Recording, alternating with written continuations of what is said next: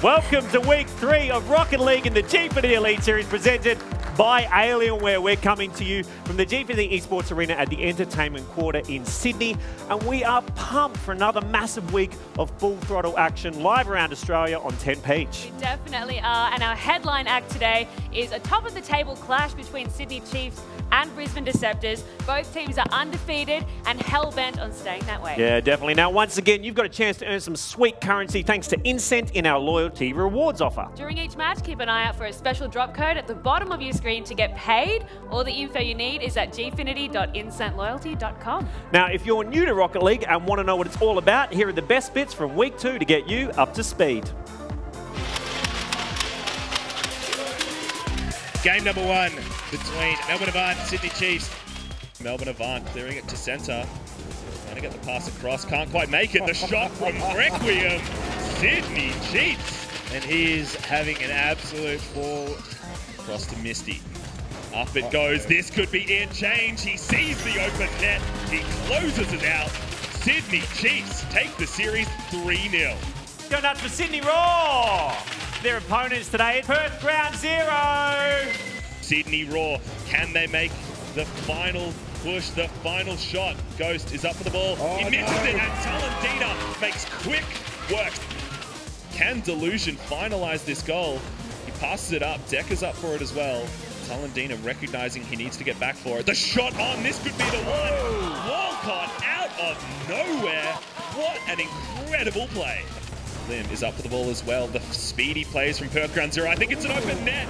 Ghost makes it to a 2-all game score. We are going to game 5.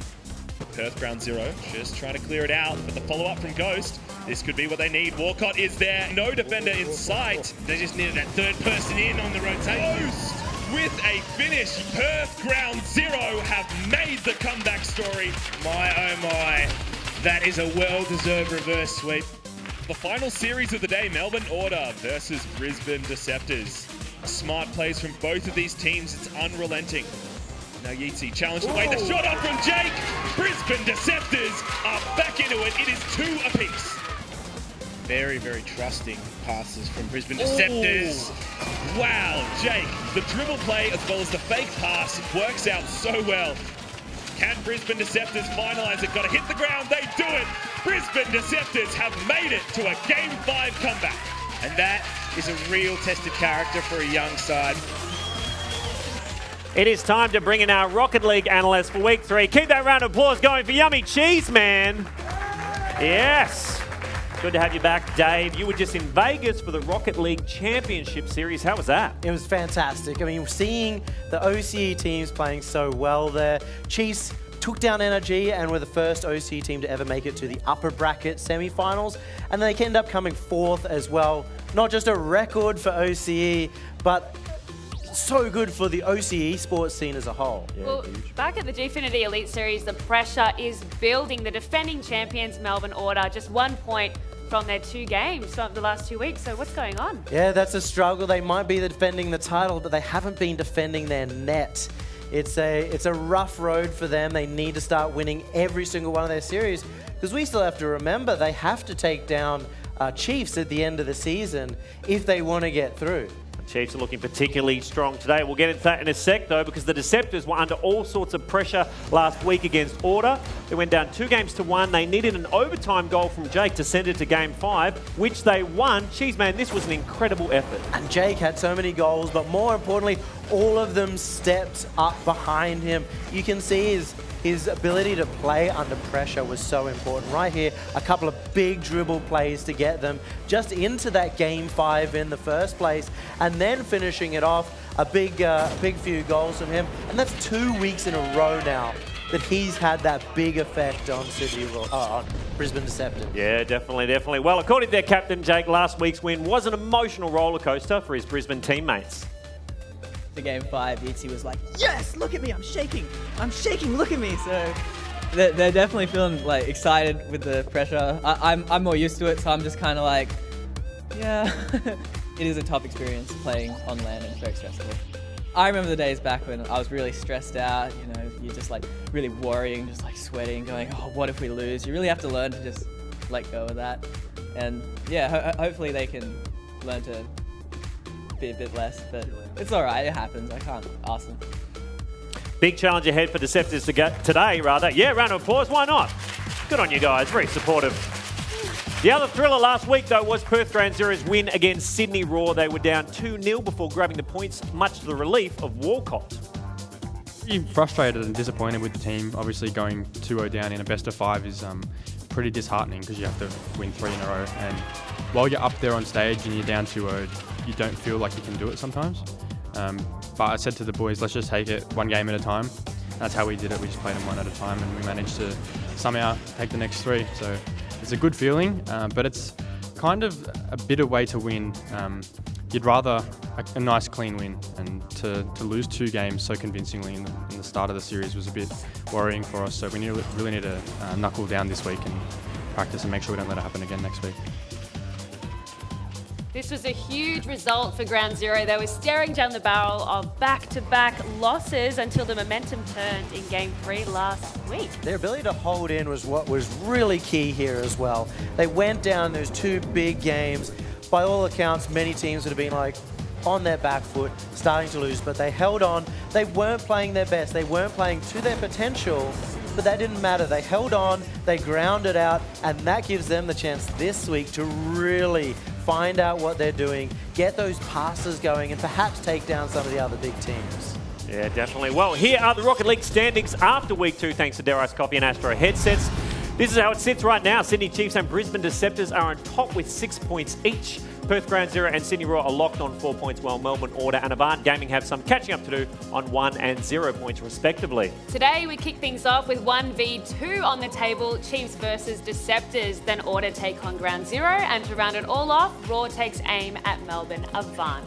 Yummy cheese man, we've got a tasty clash to begin with today. Which team will have the upper hand? Brisbane Deceptors, Chiefs? Who's it going to be? Well, Deceptors are playing really well so far, but they're going to have to go against the number 4 team in the world, the team that's been coming back and struggling a little bit, but still being so good, and I'm happy to give it to the Chiefs. Oh, well, something tells me that Deceptors and Chiefs have been eyeing off today's encounter for quite a while. Let's take a look at the Deceptors lineup right now. Cheers, man. We've got Jake, Sexy Steve and Yeatsy. They are building momentum. They've had a good season so far. What do you reckon? We've got Jake, the 2-time back-to-back Week 1, Week 2 MVP. He's been leading this team. He's an ex-Chiefs player, so he has to play up against his old team and lead 2 rookies. And I think this week it's up to Steve and Yeatsy to really be the 2 performing, to have that effect on the team, because to take down a team like the Chiefs, they all have to be at their best. Well, we should mention Yeatsy's goal last week against Order, because that was right on the buzzer. It went to full time in Game 1. Forced an overtime. He was pretty cool under pressure. You have to remember, they were down 3-0 at some point in this game. They had to really come back into this one. Brisbane Deceptors, they held on, and then they get this big goal, which was a team effort. It was Jake over to Steve to keep it up, all on the 0-second mark, and Yeatsy finished it off, finally finding some of those nerves that really will help them this week. Yeah, well, Cheeseman, their opponent, Sydney Chiefs, crucified Avant last week. They won 3-0. But not only that, we're looking at pretty much a different team with the Chiefs today, and it's a pretty exciting team, isn't it? It's excellent to see. Drippe and Torsos are mainstay here. They have 2 of the best goal records, the 2nd highest and the 3rd highest goal scorers of the Gfinity Elite Series. They are back, and they've brought Kami. It's his first ever Gfinity Elite Series. He was not there for the first season, but he's shown how good he can be on this roster. So I'm really interested to see how he goes today. Well, this has got to be one of the biggest matchups we've seen this season. I cannot wait to get into it. So that's enough chat from us. Please go absolutely nuts as we welcome our first team to the hoist, Gfinity Esports Arena. Give it up for the Brisbane Deceptors! Jake, to Steve and Yeatsy. And now keep that guys going for the Sydney Chiefs. Kami, Drippe and Torsos.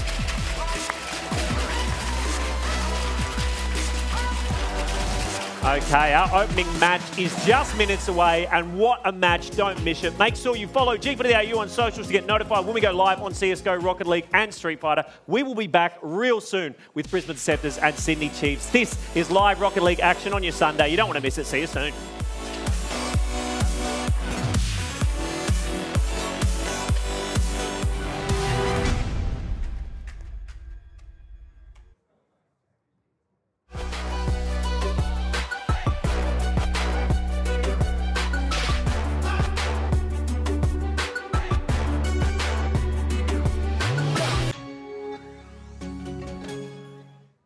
Mr. Murray, have you decided on a name? We're thinking Callum.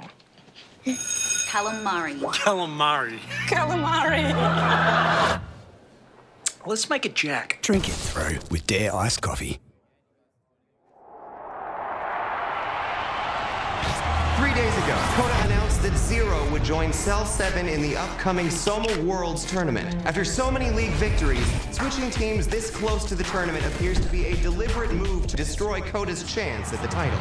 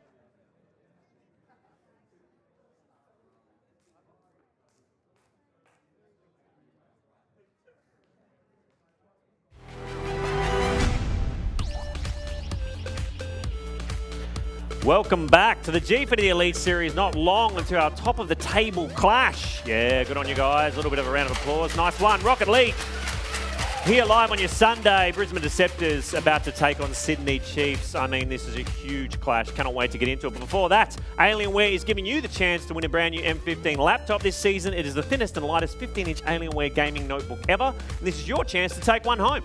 There are 9 different ways to enter. Go to gfinityesports.com.au for all the details on that. It's all thanks to Alienware and Gfinity Esports Australia.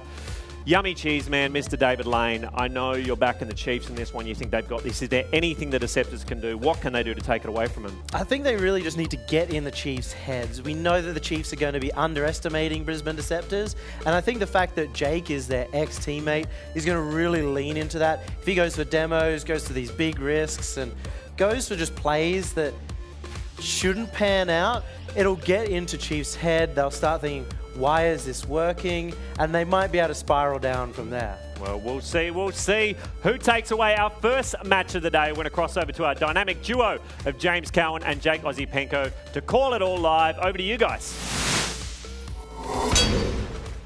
Thank you very much, young man. And welcome back, ladies and gentlemen. Week number 3 here of the Gfinity Elite Series. It is good to be back and looking at a Brisbane team doing well this time. It's good because I just came back from Brisbane and there's no one there. So it's good to see that, you know, the population is actually making an impact here on stage. Well, I mean, it's a top of the table clash. It's all on the line here. Chiefs certainly are going to be buoyed by the fact that they had a great World Championship performance. They're coming back. They want to stamp their authority on the competition. Yeah. The replacements in the draftees have done a fantastic job in setting the scene for them, but now it's over to the main roster. Let's talk a little bit about last week for Brisbane Deceptors, though. That win was, I guess to say, unexpected. It was something that truly makes them worthy to be here. 2-0 at the moment. Chiefs are sitting the same, but the Chiefs coming back off of RLCS, the World Championship. And this roster used to feature the man on your screen, Jake. So now it's a very different feeling. Kami's come in and replaced him for his first Gfinity Elite Series. We're curious to see how this change affects them and what they're looking like off that world stage. Exactly. I'm keen to see whether or not Jake's going to be Chiefs Kryptonite. But right now, we're going to reward you for sticking around. So head to gfinity.instantloyalty.com and use the drop code on your screen to earn some currency. It is G Boost, so pop that in. You've only got a limited time to enter. Jim, where's my phone? Yeah, make sure you go and do it, Jake. You've only got a limited time, so go to the website, enter the drop code, and get paid. You'll receive 5 incent for each drop code all weekend. Don't worry about missing the action, though. You can keep watching the match from the rewards website. So what are you waiting for? Well, I've already made $5, just so you know, folks, and it's only been like 3 weeks. So I'm getting paid for 2 different things here, but we're about to jump into our very first game. Brisbane Deceptors, Sydney Chiefs. It is literally going to be the clash that kind of defines where the Chiefs sit in the Gfinity Elite Series. Everyone is wondering, what is our finals going to look like? Well, if Brisbane Deceptors continue the way they're going, it could be them. But let's jump in. We've got a lot of Sydney fans here, but I know people backing the underdogs in Deceptors. We'll soon find out if that kryptonite's real here, Jim Nasso. And they're getting off to a very, very fast start here. These two teams, as we said, Jake, he holds the key for Brisbane Deceptors. He's going to be the guiding hand for the two youngsters as they try and make their mark in what is going to be a very marquee game for them in the Gfinity Elite Series. Top of the table clash, as we said, both these two teams vying for that undefeated season status. Going slow at the start as well. Yeatsy with the demo. Torsos does a very crucial hit out as well. Steve coming in off the corner, set up off the backboard, but Kami lobs it away. Now for the Chiefs, game 1 has always been a bit back and forth for them, so an opportunity for Brisbane Deceptors to set themselves straight. Jake with the infield pass, a very good one at that. Yeatsy puts some more pace on the ball, but the read by Drippay quite easy. Steve now with the pass down, and Jake can't get in front of Kami. Just look for Chiefs to continue to build pressure on that young team. They have a lot of experience in their midst. This is where they're going to try and use it. Just put some early harassment on that defensive line of Brisbane Deceptors. Jake there actually meeting that one quite well. Just trying to lock it in. Kami going to look for someone to push it to, and Torsos is going to look to support him. But I mean, for the moment, Brisbane Deceptors are actually holding their own quite well. It is a very to and fro game, but we expect that from a game 1 series, don't we, Jake? We definitely do. Jake took that first shot there, but easily blocked away again. Yeatsy sets up Steve right through the middle. Brisbane Deceptors, what a flashy way to start. And there has been, I guess, traditionally when Chiefs have returned from overseas, they have been a little bit of a slow start. My oh my, but that is a great start for Brisbane Deceptors, and they get first blood, and that is going to be a relief of pressure. First blood, Jim Nesso, I like it. Wrong game, but I'll take it. Brisbane Deceptors, that starting goal again, game 1 for the Chiefs, has kind of been their own kryptonite at times as well. And coming in off the world stage, sometimes the Chiefs have really struggled to get back into their form in this region. So again, keep your eyes and ears out for the Chiefs in further games. But Drippay now runs into his old teammate right in front of the defense. Kami got plenty of boost to play with. Yeatsy has defended this well, sets it up for Steven. Big clears coming out again. The possession game balancing between Chiefs and Deceptors, but with this shot off the crossbar and with Kami going in low, Drippay leaves it to Torsos for the follow through, but Chiefs had an opportunity, kind of goes astray again. Just absorbing some pressure. Once more, Brisbane Deceptors, they know that they're preparing to have their net peppered all day by Chiefs. Chiefs are just going to try and build it, work those passing. Their passing game has been absolutely on point, and that is a threatening pass as it goes into the back of the net. Kami makes no mistake with that one. Such a good pass as well here, Jim Nasso. And the defense struggling a little bit. Yeatsy and Jake tried to get the read. Jake a little bit late on the jump, but that doesn't matter for the Chiefs. It was a good setup, and now one apiece in game 1. We asked for a thirst-quenching game, and I think this is the start of it. Yes, the first in the thirst game. Now, Brisbane Deceptors, it's going to be a tough one for them. I feel as though it's that sort of matchup where they need to lead from the front. It's very difficult for a young side like Brisbane Deceptors, even with the experience of Jake. Oh boy. So, sometimes, you know, you go through high school, you go through college, you find yourself in real life, and you don't know what to do. Okay. But for Torsos, he's always had a sense of direction. And right there, that direction was the corner. For Sydney Chiefs, that goal as well puts them into such a comfortable standing. And you're talking just then. No need for student counselling. About Brisbane Deceptors needing to be in front. But this is going to push it into a very serious turn of events. As I was going to say before, just before Torsos struck. But it is going to be difficult for them to grind their way back into this match if they find themselves down early. It really is going to be a big ask for them. So Chiefs have done a world of good. Got themselves a third now with Kami striking once more. And I guess the task is mounting for Brisbane Deceptors. No backcourt defense there. Kami just walked right in. Free parking, by the way. Sydney Chiefs, 3-1. 2 minutes remaining. And now is the test for Brisbane Deceptors to claw their way back into this first game. And most definitely need to be the next team to score, because that pendulum that is momentum is going to swing hard against them. And my, oh my, Torsos has struck once again. As soon as Chiefs get space to work with, this starts happening. 4-1 already, and game one falling out of their hands. What was a great start by Brisbane Deceptors has now kind of just broken. So, yeah, look, there's a better support in the crowd for Deceptors. Everyone loves an underdog story as well, and coming into this matchup, they definitely fit the bill. They certainly do, and currently sitting at the top of the table, but we knew this was always going to be a tough encounter. We marked this one on our calendars. It's a match to watch, as they need to watch that ball in their defensive line. Make sure they clear it. They have been hammered by Chiefs' passing game at the moment, and they need to string a few together themselves, build themselves some momentum, some confidence, get back into it. Looking for some of these big clears. Jake gets drip bay with the demo. That ball bouncing right back into the goal square. Torsos here playing aggressive as always, but Kami with a big cross. Torsos comes in to intercept. It's a pass back, but Yeezy regains control. For the Chiefs trying to pressure through. Jake, a good read there. Fantastic reply for Brisbane Deceptors as well. They needed that. It was tough going down 4-1. 4-2, still a tough duty, but Jake has struck, and he's going to be the one to drag them back into this. Very clean stuff there from Jake. All right, 2 goals, 1 minute 12. And let's press that timer. Demo comes through again from Jake, but he needed to find that following touch from Torsos. Kami has actually missed. Oh, it's not often you see Kami miss. There's a time for everything. Jake off the wall. He's still here, though. Needs to have to come and help deny that clear. Chiefs still push it up. Steve off track for Drippe. From the corner, Jake pops it across. Now we look for Kami. Yeezy off that wall. Steve again. 40 seconds. Torsos, great infield. This will pop back up. Torsos comes around.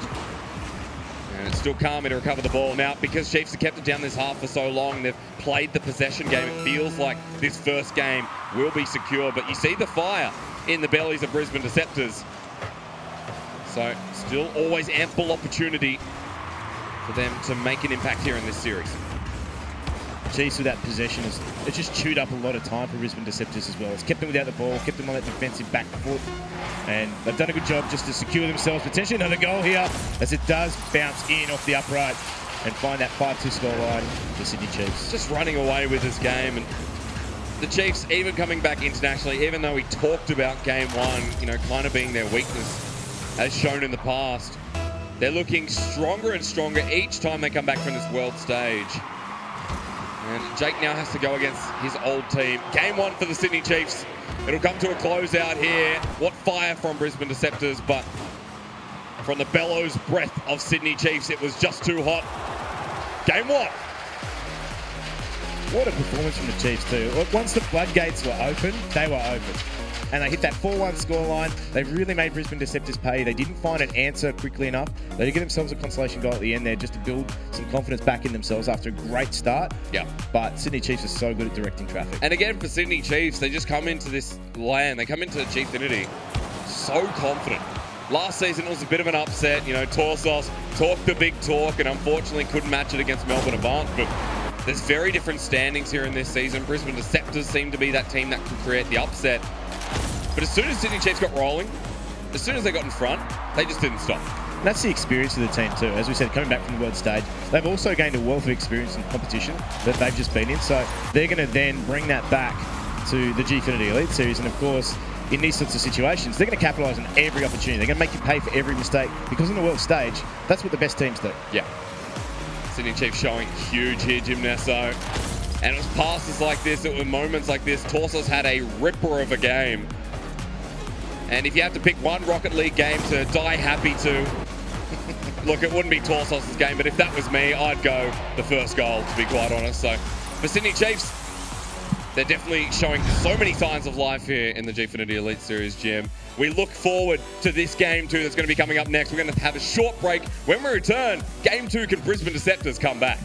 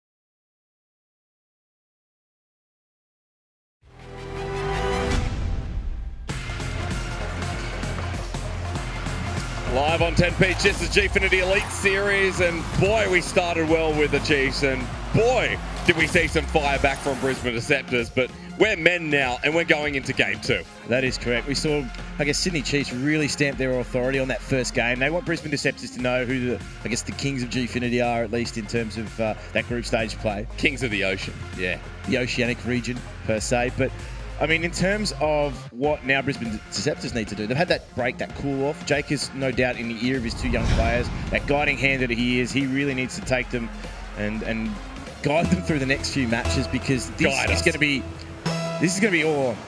Well, there's Deceptors in the audience here today. There's actually quite a lot of support, and Yeatsy and Steve, this is their opportunity to prove themselves.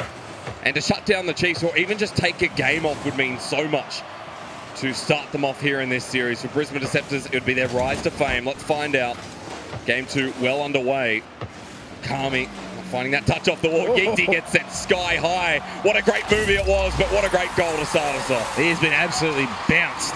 And typically you'd see a few weeks in the tribunal for that, but make no mistake, in Rocket League, that is the name of the game. Get out of the way. Get out of the way of Sydney Chiefs. They stake their claim on that first goal. Well, it's not the start for Brisbane Deceptors, but some creative thinking. Some would even say some creative pathing there for Sydney Chiefs. Steve rising high. Brisbane Deceptors on the attack. Big clears once again from the Chiefs. Drip 8 trying to get it through defense. Defense really struggling here. The pop-up from the roof. Yeatsy scores an own goal. Tough angle. Very, very tough angle to dispose of the ball at. And he was coming in hot.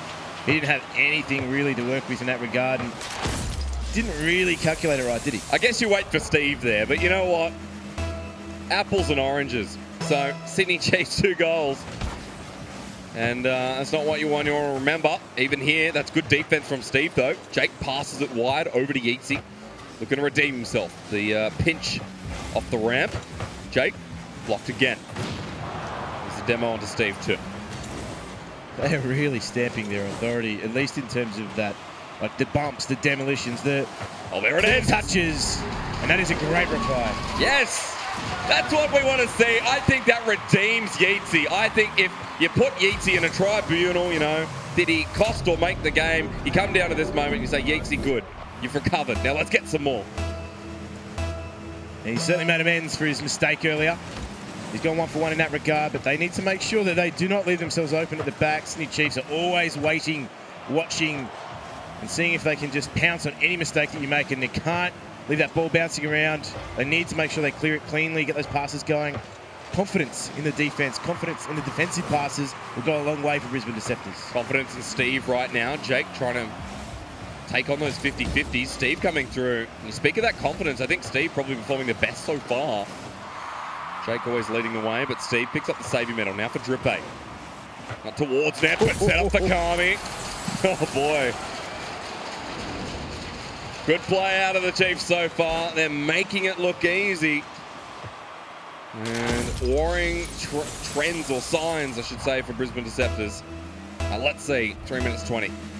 Kami's played so well overseas as well. I think that needs to be noted, as the fact that he had a good series overseas, and in terms of the World Championship, he was a fantastic performer for them, and he's continued that form here today as well. So Brisbane Deceptors really feeling the brunt. And it's those little errors, those little bits of inconsistency that are really haunting Deceptors. Well, this could be still a good setup for Brisbane Deceptors. Steve comes in, he was a little bit wide off the shot, but off the roof and the backboard. It's only Torsos who manages to go through now. He's run out of boost, he's only got about 38 there. So Jake sweeps through.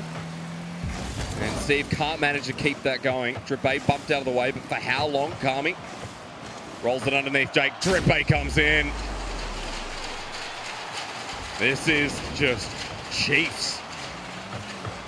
This is Chiefs at their best too. Doing the usual stuff. They are making Brisbane Deceptors pay for every mistake that they are making. And don't get me wrong, this is a huge learning opportunity for Brisbane Deceptors these first 2 games. They know that they need to be watertight in everything they do. We knew that it would be a tough ask for them to come up against the Chiefs and really make their mark. And you can see that Chiefs are just hammering them in now at will. And for them, they know that they need to be at the top of their game if they're going to take on the Chiefs. They need to be leading from the front. It's going to be so tough for them to grind their way back into this match now. So they need to get themselves off to a good start in match number 3, because match number 2 is very much going against them. could just seal the deal already. 2 minutes 30 remaining. Torsos even flying off the roof. That's when you know that confidence game continues to be played. Pass back over to Kami. Still so much room to breathe. Steve doesn't find that ball either. And the attack becomes dangerous once again. And for the Deceptors, we've got Queensland's population in the audience today, and they're showing their support. Sydney Chiefs smashing their way forward, but yes, the support needs to come through from Brisbane Deceptors. Drippe, a good pass back. That clear for Kami was pristine as well. The backboard defense of Brisbane Deceptors has been struggling. Playing on that are Sydney Chiefs. That's the thing too. Chiefs are so good at switching up between backboard and infield passing. And in terms of the passing as well, they haven't been out to meet that ball. They haven't been able to challenge. The infield passing of Chiefs has just been far superior, and that is why they are looking the goods at the moment. They're having, I guess, an easier time now as well with 1:36 remaining. They don't have to do anything. It's all on Brisbane Deceptors to make Chiefs make mistakes, trying to force mistakes at them. I just don't see it happening for the moment. I don't think anyone would ever see this picture-in-picture of Jake and Drippe on their screens. Opposite teams. And that change-up, I mean, for the Chiefs, they look really good with Kami. People are saying they look better with Kami. You'd have to agree at this point, especially after their new team debut on the World Championship stage. But Brisbane Deceptors have been looking the goods as well, so it will be a question in game number 3, how they recover from this, how they can make an impact against the Sydney Chiefs. Go off the playbook, because at the moment it's not working and the Chiefs are getting so much free space. They're just mucking around at this point. 45 seconds and Brisbane Deceptors just need that confidence goal, so they'll take it. Exactly right. And I think Brisbane Deceptors have proven on several occasions that they can crack this defense. Chiefs are not immortal in that sense. They do bleed.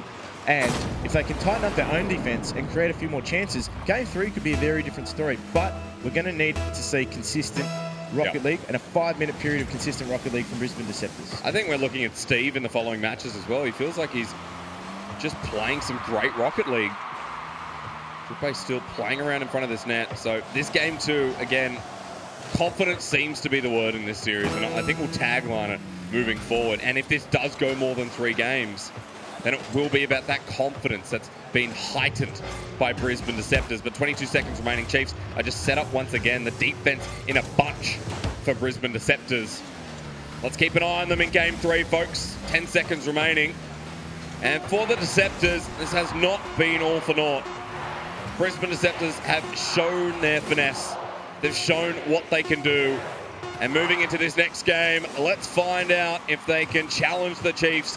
5-2 here in this second game. Even in front of net, Drippe denies it, rolls around the ramp. Steve doesn't find what he wants. And as Jake drops the ball, Chiefs find themselves on match point. The thing I love about Rocket League is it's never over until that ball touches the ground. And we saw last week, Brisbane Deceptors were masters of making sure that 0-second goal counted. But I mean, this week is a very different story. Up against very different opposition. You've got the Chiefs, you've got I guess a world stage proven team. And they're just, I guess, going through the motions in some sense and just playing the game that they came to play. So Brisbane Deceptors, as we said, there were some moments of positivity. That bump on the get-go. Yeatsy, he's been sent sky high, as you said, and that really set the tone for the rest of the match. I mean, Yeatsy, he didn't know what gravity was at that point. So it was a bit unfortunate, and even this here, I think it was that lack of confidence again, and it was also just that one goal that demoralised them for the rest. Well, you're right, but despite that bump, he found out what gravity actually was like because they came crashing back down to earth in this game. And I think for them, they're a young side. They're going to bounce back from this, but the question is how quickly? Are they going to bounce back in game number 3 or are they going to do it next week? This is, I guess, the test for them now to see what Jake can say to them in the meantime. Get them back on track. They've got the ability. They can certainly put goals away against the Sydney Chiefs. They just need to string a lot of them together. To balance this up for you at home, or if you're here in the audience, for the Chiefs, they had such a dominant first Gfinity Elite Series. We then got to the semi-finals, and the Chiefs crashed hard.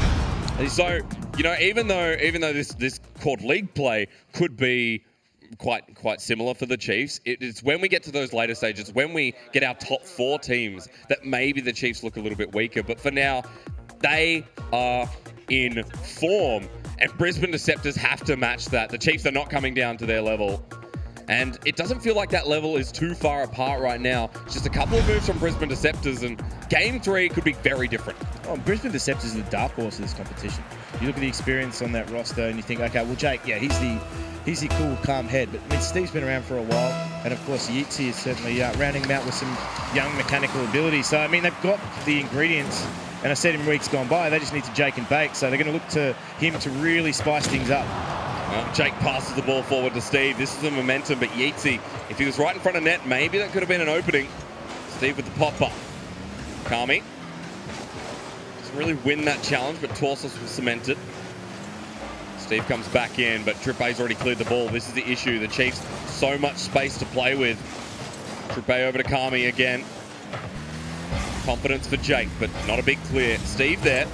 Remember, he's kind of been the top player, but what a pass down to Torsos. He won't find the connect, and it gives Jake a bit of breathing room.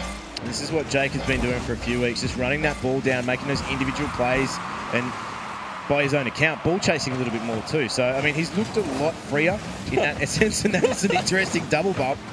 But in terms of Brisbane Deceptors, they haven't been able to capitalise on it just yet. But they're going to look to Jake, and I think, you know, some of those individual plays might spark a team effort. Maybe that's what they need in the initial stages, some individual brilliance to really set them apart. But this is a good positive passage here. A double touch from Yeatsy actually, I guess, cut Steve out of the play. I think it caught Steve off guard there a little bit. He's expecting to come in for the third, and now just has to kind of recover from the situation. Yeatsy will bring it back down, looking for the ground pinch, but he won't find that either. Steve up to Jake. This is it. Brisbane Deceptors on net.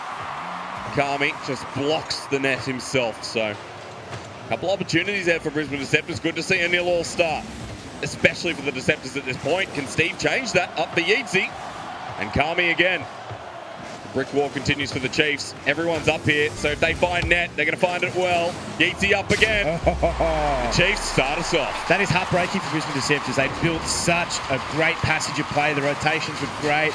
They just released the Chiefs at the wrong moment, though. That ball was not locked in. They just lost some momentum, and the rotations weren't quite enabling them to get back in time either. So Brisbane Deceptors let Chiefs off the hook there. Disappointed to do so. They are looking far more positive in this game, though. I will admit that I thought they were going to be the ones to crack the egg first. They weren't able to do so, and now they find themselves a goal behind. Just need to convert on the attack. When they're on the attack, when they had the possession game, they look great. For Brisbane Deceptors, to get on that, though, they have to deny these clears. Now for Trippay, off that wall again. Bounce up from Torsos. Still only that one goal, stopping the momentum of the Chiefs. There's a demo onto Yeatsy. Torsos with a pass back. Kami doesn't hit it. Steve actually just opens this up. Jake comes through. It's a standstill in the goal square. Pops up again. Yeatsy needed that challenge to keep it down there. Continue the attack. Jake and Yeatsy trying to corner the ball, but the sandwich, it's gone off. It's gone stale. Steve now has to put it in the bin. Brisbane Deceptors sandwich. The octopi sandwich, as you might put it. Need to find themselves some rhythm here.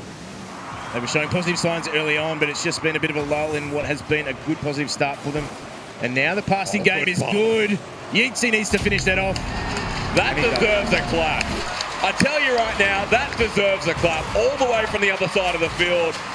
That passing play is how you beat the Chiefs. It was clean, it was pristine, and I tell you what, if I see more of that, I'll put a Brisbane Deceptors t-shirt on. That was great.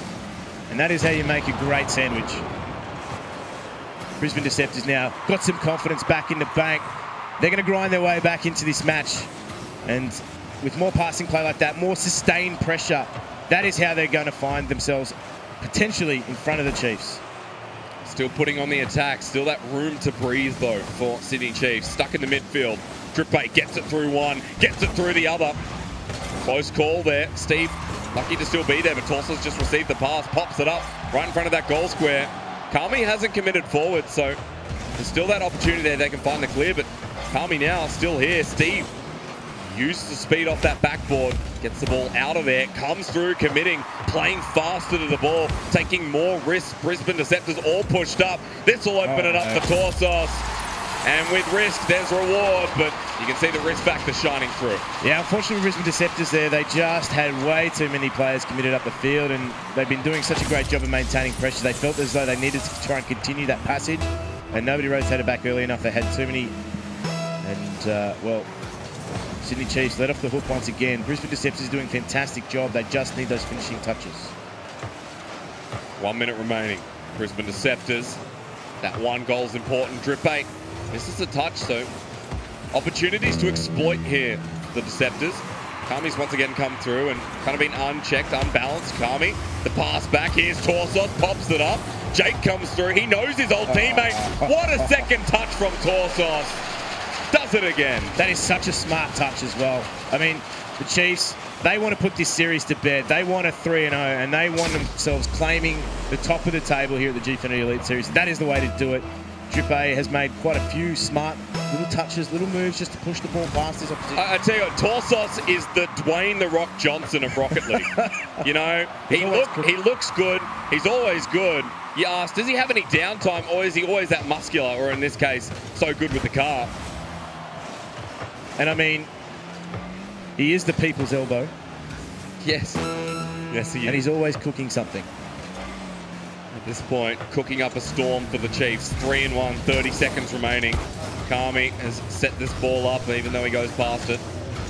And Steve off the wall. Brisbane Deceptors, this is their last play. Trying to play with time. Yeatsy punishes that goal. All right, 13 seconds. There's a chance. It is a slim chance, but a chance nonetheless. Brisbane Deceptors, they need to grasp it quickly because it could be a fleeting moment for them. Let's see if they really can do this. 13 seconds. Deceptors need that energy. Series point. Steve, infield pass. There was a demo on the other side to Kami.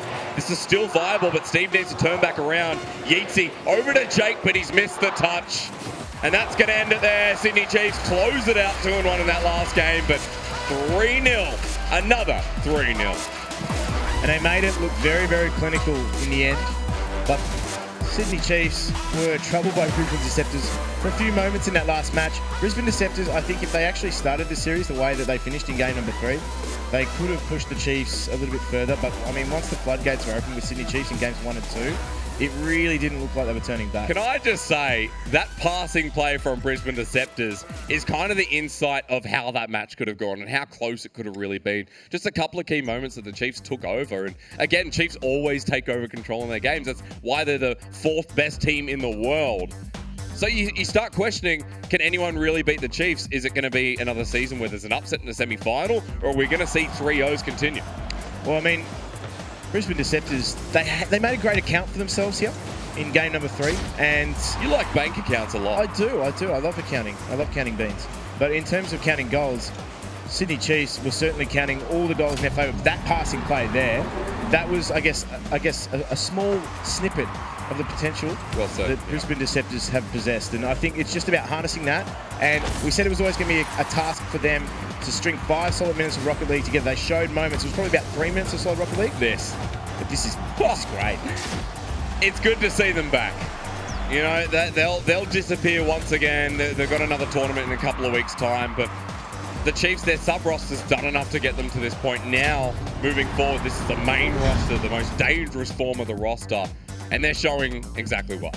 Exactly right. And the top of the table is theirs for the moment. But let's see how long that run lasts. Well, for the Sydney Chiefs, another 3-0. Ash is standing by with Drippe for the post-victory interview. Thank you. Yes, I am. Drippe, congratulations on this win and also for coming 4th in the World Championships last week. Does playing on the world stage, did that help you feel match fit, I suppose, for today? Yeah, we definitely just carried our momentum onto this match today. It was pretty easy. You guys look like you were having a lot of fun out there. It didn't look like you were having much pressure. The crowd's going, what? Did you really just say that? Were you having a lot of fun out there? Were you feeling the pressure? Obviously not. Yeah, we're just coming out, having a bit of fun, not taking it too seriously, yeah. Well, is there anyone that you're a little bit concerned going up against for the rest of the season? Because I heard that Raw has given you a little bit of competition in the off-season. Yeah, Sydney Raw is probably our biggest competition in OCU, for sure. All right, well, best of luck and well done today. Thank you. Back to you, Luke. A confident man of few words, and might he may well be. Great talking from me. Seriously, though, I mean, it was a world-class display of Rocket League from the Chiefs just there, wasn't it? They were just so comfortable. I mean, Normally, I would say about the Chiefs that they wouldn't have been happy with that performance. There were some big mistakes, but they were having so much fun. I heard them the entire series, making fun of each other, having a go, and I think that's going to be really what's driving them through this series. Kami had some incredible goals. That goal right there to start off this series was really important for the Sydney Chiefs. It really set the tone as well. And then, again, Kami, big moments up front, but it was hard for the Deceptors. They tried to play the default game, their standard game. They tried to play their own way, and it was just not enough against the Chiefs. It's really difficult. Chiefs put them on the back foot over and over again, and they just couldn't get there. This is a great play. The double bump coming out from Sydney Chiefs. You think that Jake is able to save that, but he's been bumped out at the same time. There was the aerial bump. Chiefs were just having a ball. I mean, it's just a different level of play than we saw season one here. It's really proving why they did so well at the Worlds, hey? It was important as well, because normally when they come back from Worlds, they don't perform at their best. But this time they were doing well. There's still some room for improvement too, which is good for signs for them. But this play, it was so clever. They take it slow. They show that they have the confidence there. They faked out the defense, and it allowed them to really open up the net. It is worth mentioning before we get to MVP, though, there was signs of life, definitely, from Brisbane. I mean, we saw Yeatsy have that own goal, but he came back straight away with the goal. Well, that big three-man goal at the in Game 3, there was Jake to Steve to Yeatsy. It was a really quick counterattack. I think that's where they figured out that's how we're going to make the comeback in this last game, and they almost did it. So there is some really good signs, and I still think Brisbane Deceptors are going to be a top 4 team in this competition, but it's just not enough against such a world-class team. I reckon they'll be working their butts off this week after that game. Right now it's time to announce our MVP for today's first match, thanks to Astro headsets. Now, this season, there's a new point system for our overall Astro headsets MVP. Our analysts will give points for the best performers in each game, and then a tally is going to be kept, and at the end of the season, the player with the most points is going to win a sick prize from Astro. Right now, it's over to you, Yummy Cheese Man. Tell us about the MVP selections for the Week 3 clash we just saw. Well, there was incredible performances from all players on the Chiefs. You have to give a credit to Kami and Drippe, but Torsos just seems to always get so fired up when he comes back from the World Championship. 7 goals across 3 games. He was the MVP of 2 of them. He got 2 different hat-tricks across the 3, and that was part of a dominant performance where they got 27 shots to Brisbane Deceptors 13. Really holding them out. It's a big performance from Torsos, and he was able to hit those open nets. Amazing, awesome stuff there. Torsos, you are our Astro Headsets MVP. For that match between Deceptors and Chiefs in Week 3, of course, the Astro A50s are an important part of each team's success here at the Gfinity Elite Series.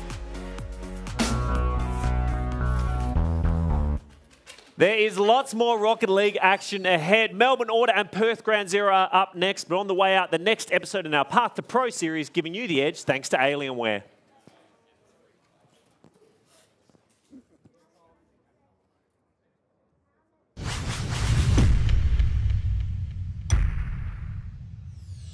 I'm Jake Ozipenko, Rocket League commentator for the Gfinity Elite Series, and I'm here to guide you on your path to pro thanks to Alienware. To become a Rocket League commentator, my primary piece of advice is to just throw yourself into it and start wherever you are. Oh, there we go. And the pop-up from Sydney Raw. I'd recommend recording yourself trying to commentate a match and listening back on yourself. Seek feedback from peers and recognize that criticism is a part of the development process. Finding a role model in the industry will give you something to aspire to. You still got them on. Pay attention to what they say, how they say it, and how they carry a narrative across a broadcast. Oh, Sydney Chiefs from the brink of destruction in game number 3 and 4. Sourcing a voice coach or singing teacher will assist you in learning how to use your diaphragm and voice correctly. Understanding your role within broadcast is important, as it will define you and your journey. As a play-by-play commentator, I am the hype man. Daisu is up for a duels for the finish. Can he quite get there? The touch from Daisu. Melbourne Order win game 1. It is also very important to get your name out there. I'd recommend creating a show reel to showcase your talents to prospective employers, even if the footage is raw. Right in front of that net again. With these tips in mind, best of luck in your path to pro.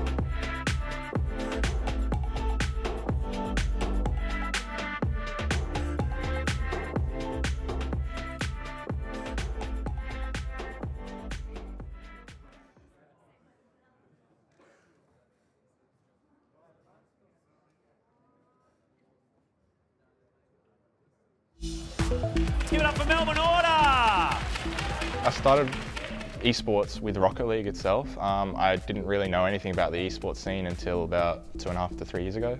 It definitely does bring a lot of pressure towards defending the title, because it's like we really want to win this season as well, because we're a completely new team and we want to prove ourselves. Of Jules playing out of his mind right now. I love Zen and Dumbo. They're so nice and they bring such a positive atmosphere to the environment. Zen is really energetic and really happy all the time and can get angry at times. And Dumbo is really relaxed, chill. Opening here for Jules, that's an easy goal. I like to eat very healthily and only have water on game days, because I feel like if I have something that's unhealthy, it will affect me poorly. I also like to do a bit of meditation if I'm feeling a bit nervous as well, because that helps a lot. It's extremely important for me to play in this season's Gfinity Elite Series, because not only is it personal LAN experience, it's also like a very professional environment to play Rocket League in, and I'm very happy to be a part of it. Jules for the finish. Can he quite get there? The touch from Daisu. Melbourne order. Well, he's new to the Gfinity Elite Series, but Jules has definitely made his mark on the competition here after just 2 weeks. And what a lovely young lad. Talking about meditation and drinking water. Great stuff, dude. Hey, now don't forget, Alienware is giving you the chance to win a brand new M15 laptop this season. It is the thinnest and lightest 15-inch Alienware gaming notebook ever. You can enter by sending through a selfie from the Alienware activation zone right here at the arena, or watching our coverage at home. Go to gfinitysports.com.au for all the details on that. Right now, we're about to head into our next match. Melbourne Order are taking on Perth Ground Zero. Cheeseman, let's talk through their lineup. Tell me about it. Tell me about it. Is it looking strong? Is it looking good? They're defending the title, but it's not the same lineup as last season. But we have seen a really brilliant performance from Jules both weeks. He's the crucial linchpin right now, and it's up to Dumbo and Zen to find their nerves, to find that heart that we saw last season, that we saw in the off-season, where they were able to perform at their best. They're one of the highest potential teams here, but we haven't seen it yet. Well, let's talk about Zen. He started last week's match against Deceptors on fire, bagging 4 goals in the opening game. Don't forget, this is a new team for him since coming across from Vivant. Are you excited to see what he brings today, Yummy? Yeah, he started really strong, but he wasn't able to keep it the entire series. That is the difference that he can make. If he can play like that throughout the entire series, we know he's a brilliant striker. We know he can score from anywhere, and he can do some really unpredictable and insane plays that can open up the net. If he's feeling it, he'll play well, but you need to be able to play well even when you're not at your best. And I think as he slowly gains some more experience here on the stage, he should be able to bring that out. Well, they're taking on Perth Ground Zero, of course, today, who came back from a 2-0 down game last week against Sydney Raw. Incredible stuff. Cheeseman, they can't afford to fall behind early in this one. This is their lineup. What do you reckon? It's the turning point for both of these teams, but especially right now for Perth Ground Zero. They got that win last week. It was close. But both weeks, they haven't really performed their best. They haven't felt really great. Both of them went to game number 5. And we've seen a core lineup of these players who can play well. They have some passing. They have some incredible individual plays, and this is the day to bring it out as well. Yeah, well, it remains a mystery to the Ground Zero team why they struggle early in gameplay. Honestly, I don't know how we're going to combat the slow start. It's something that only really happens when you're up on the stage. It's a different environment and it's hard to get used to.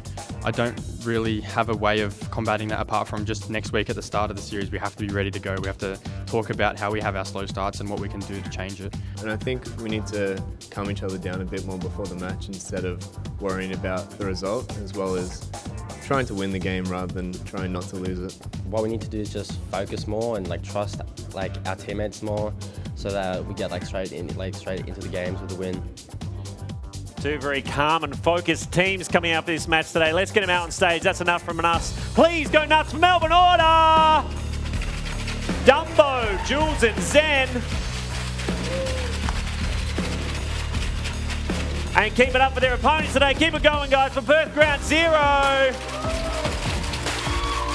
Ghost, Lim and Walcott. Live gameplay is coming up here at the Gfinity Elite Series. Don't go anywhere. Melbourne Order and Ground Zero up next.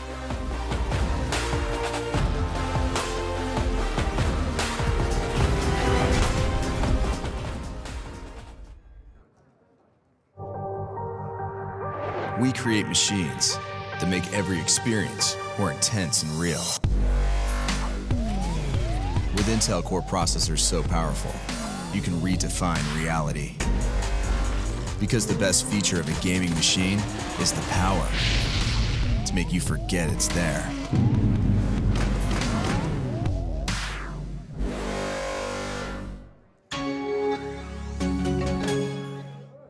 Mr. Murray, have you decided on a name? We're thinking Callum. Calamari. Calamari. Calamari. Let's make it Jack. Drink it through with Dare iced coffee.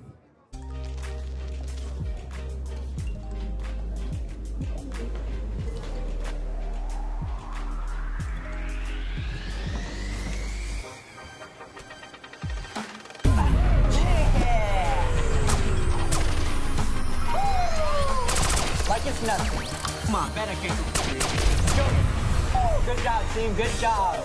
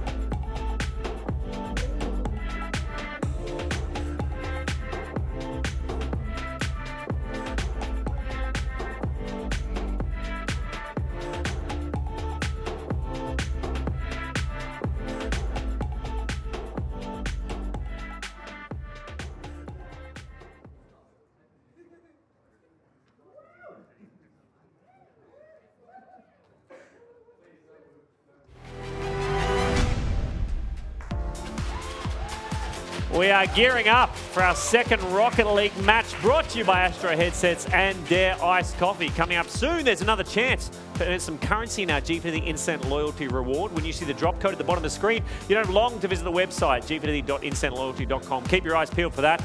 There's Zen just having a snooze, feeling very zen right now, it looks like. A very zen team in general, between the meditation of Jules and that. I mean, do you have a prediction on whether the calm meditation of Ground Zero is going to take it home? I still, just like you, Luke, I do have that little bit of belief left in Order. I think that they can just a little bit? Just a little bit, Okay. you know. I believe that you can do it. You can get through the day. Oh, you're saying you got a little bit of belief in me? Yeah. Well, right, I didn't connect that. Thanks for that, dude. And I think they will be able to take it out, but if they lose, you're done. They're dancing. All right, that's a good prediction for Order. It looks like Yummy's backing him to take it home. We don't know. Only the players know, and we're going to let them decide. We're going to throw it to the casters right now for Match 2 of Gfinity Elite Series Rocket League Day. Here's Jake and James. Thanks very much, big man, and welcome back, ladies and gentlemen. This time, Order and Ground Zero jumping to the stage for Melbourne versus Perth. I think this is one of the most important matchups. If Perth can keep this momentum going after last week, then Ground Zero could make that top 4. For Order, returning champions. If they lose this, well, that's right. It might be screwed. I mean, right now, if you look at it on the table, you've got Perth Ground Zero, who is sitting 4th, and you've got Melbourne Order, who is sitting 5th. So it's really important for Perth Ground Zero that they hold on to that position. Melbourne Order, they want to break in.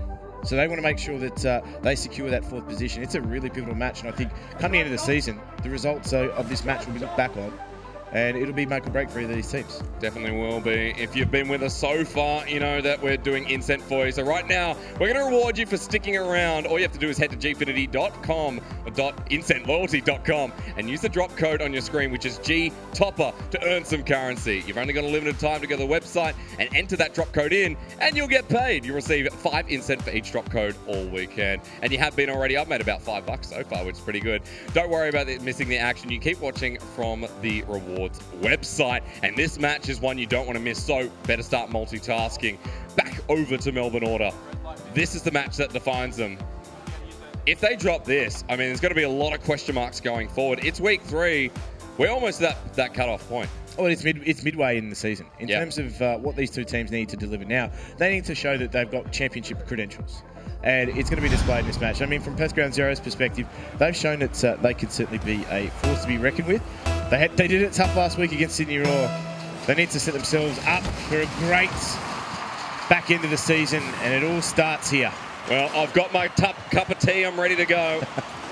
And for Perth Ground Zero, this is where dreams are made of. That shot a little bit wide, but here comes Ghost once again. He goes high instead onto the backboard. Lim can't recover it. I think we're going to see a bit of highlights on Jules this game. I think potentially as well for Ground Zero. Might be looking a bit more towards Ghost, so keep those players in mind. Perth Ground Zero in game 1. Stuck on the defense a little bit here. That clear, a bit wide. It might be ruining the fact that they had an early opening chance as well, Perth Ground Zero. They could have put that one in the back of the net, give themselves a nice 1-goal buffer, but it wasn't be the case. So it certainly could be the case that they look back on that at the end of the match and go, that might have been a defining moment, but there's still plenty of Rocket League to play before then. They need to build themselves some consistent passing game, and Zen nearly bounces it through. Saved by Walcott somehow, and the ball is still in a threatening position. They need to get rid of it. They've done a good job thus far, and Walcott should be able to get that away. 3 quick shots, and the only saving grace there for Ground Zero was Walcott. So still 0-all. But Order putting the pressure on. Once they get into that attack, they are threatening here. Bumps over to Lim. Means that Zen can come through and clear it. For some reason, Zen has put an exclamation mark into his name this week. So feeling that meditation vibe just that little bit more. Maybe just a sense of urgency. That's what he's trying to convey. Melbourne Order, they need that sense of urgency. 0-2 onto week 3. If they lose this here, that could be it. A big clear to the wing, off the corner, Jules. He's popped this up nicely, but who's committing? It's Zen. He can't dunk it down. And Order have had a lot of opportunities to start us off. Jules goes high again. The defense was scrambled. Zen comes in, finally. Melbourne strike. And there we go, just sustained pressure. He says, why wouldn't you clap for that?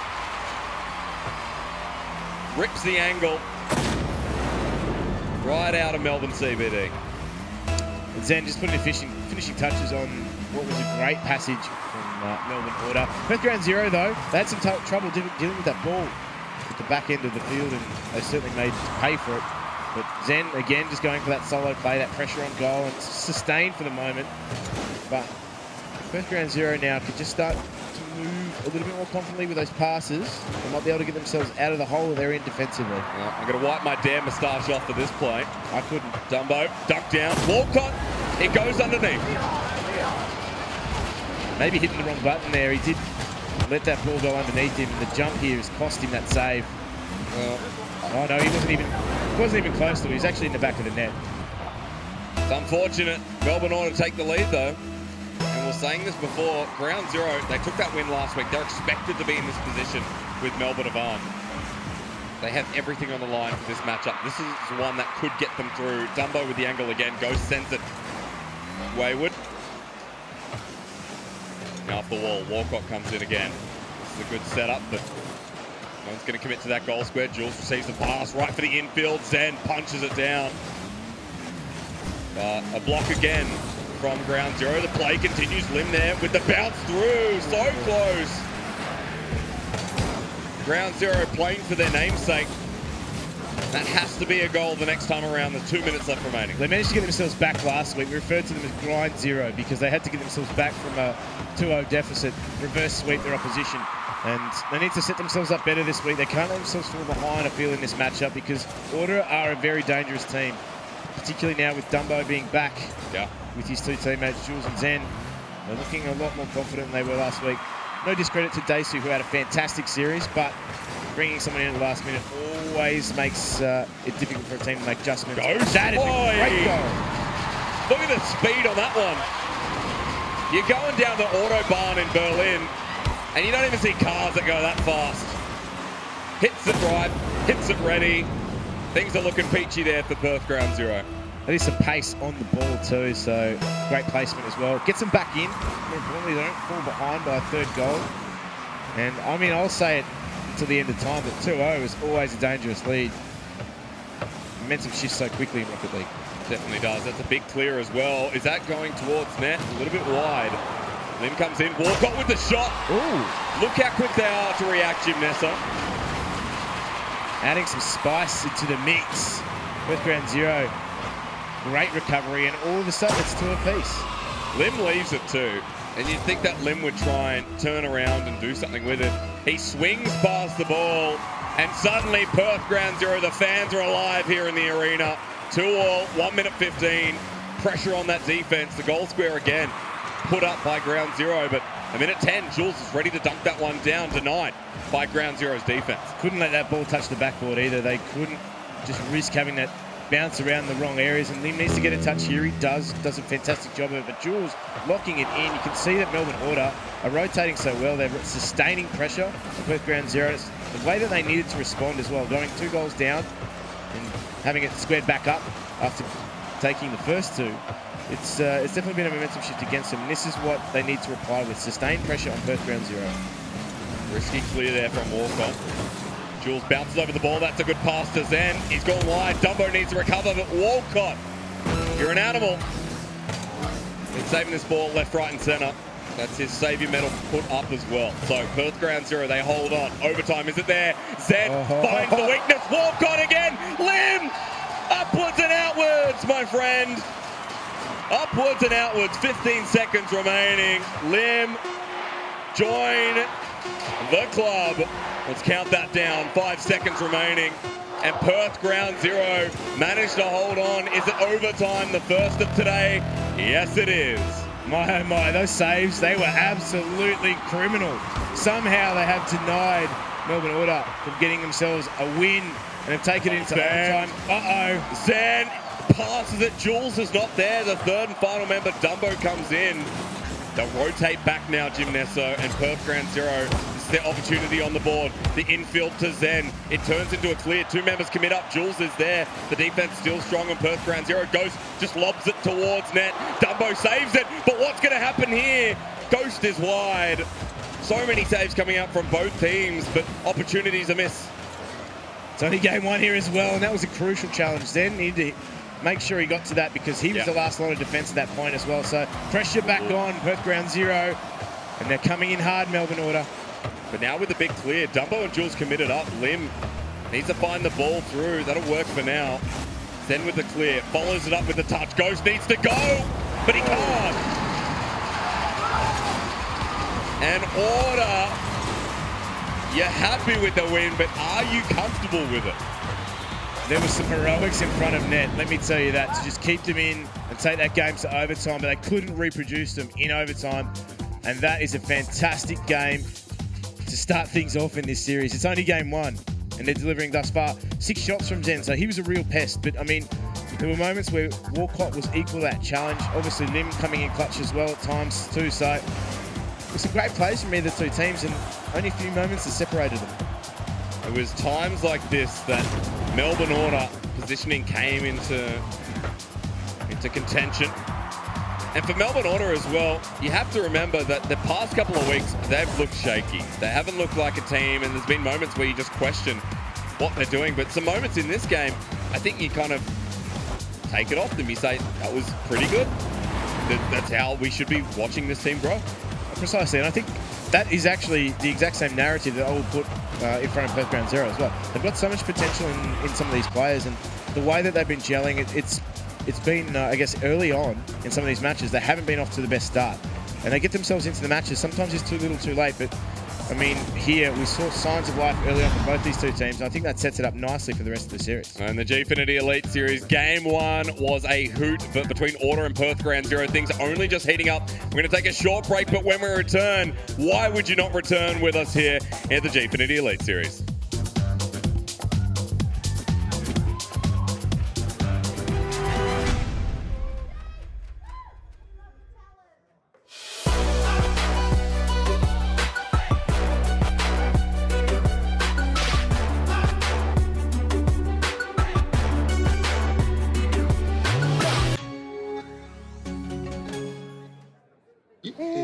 Mr. Murray, have you decided on a name? We're thinking Callum. Calamari. Calamari. Calamari. Let's make it Jack. Drink it through with Dare iced coffee. 3 days ago, Coda announced that Zero would join Cell 7 in the upcoming Soma Worlds tournament. After so many league victories, switching teams this close to the tournament appears to be a deliberate move to destroy Coda's chance at the title.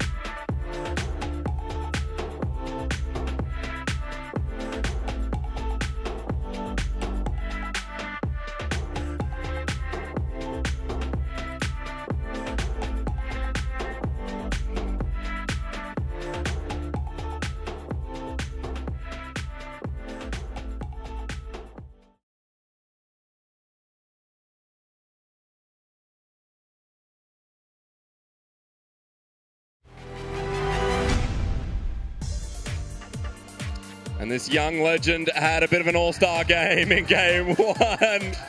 He's wearing the wrong colours there, but he's true to his word in that break. Game number 2 coming up shortly between Order and Perth Ground Zero. But hey, let's not forget what just transpired. It was overtime. That one goal from Zen, it came close. He's a bit of a fan favourite too, I think, at the moment. He's got a cheer squad up there. Doing a great job of supporting him. But I mean, in terms of his contribution to the team, he's supporting the rest of the team really well. He's an outlet for them. We've got 2 fan squads up there. We've got Perth Ground Zero and we've got Melbourne Order.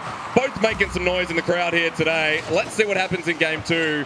For Perth Ground Zero, they came so close. You can see that same push of tempo again. Ghost, a close call that Dumbo saves just in time. To find themselves some early pressure here at Ground Zero. They did a great job of working their way back into that match, but were pipped at the final post.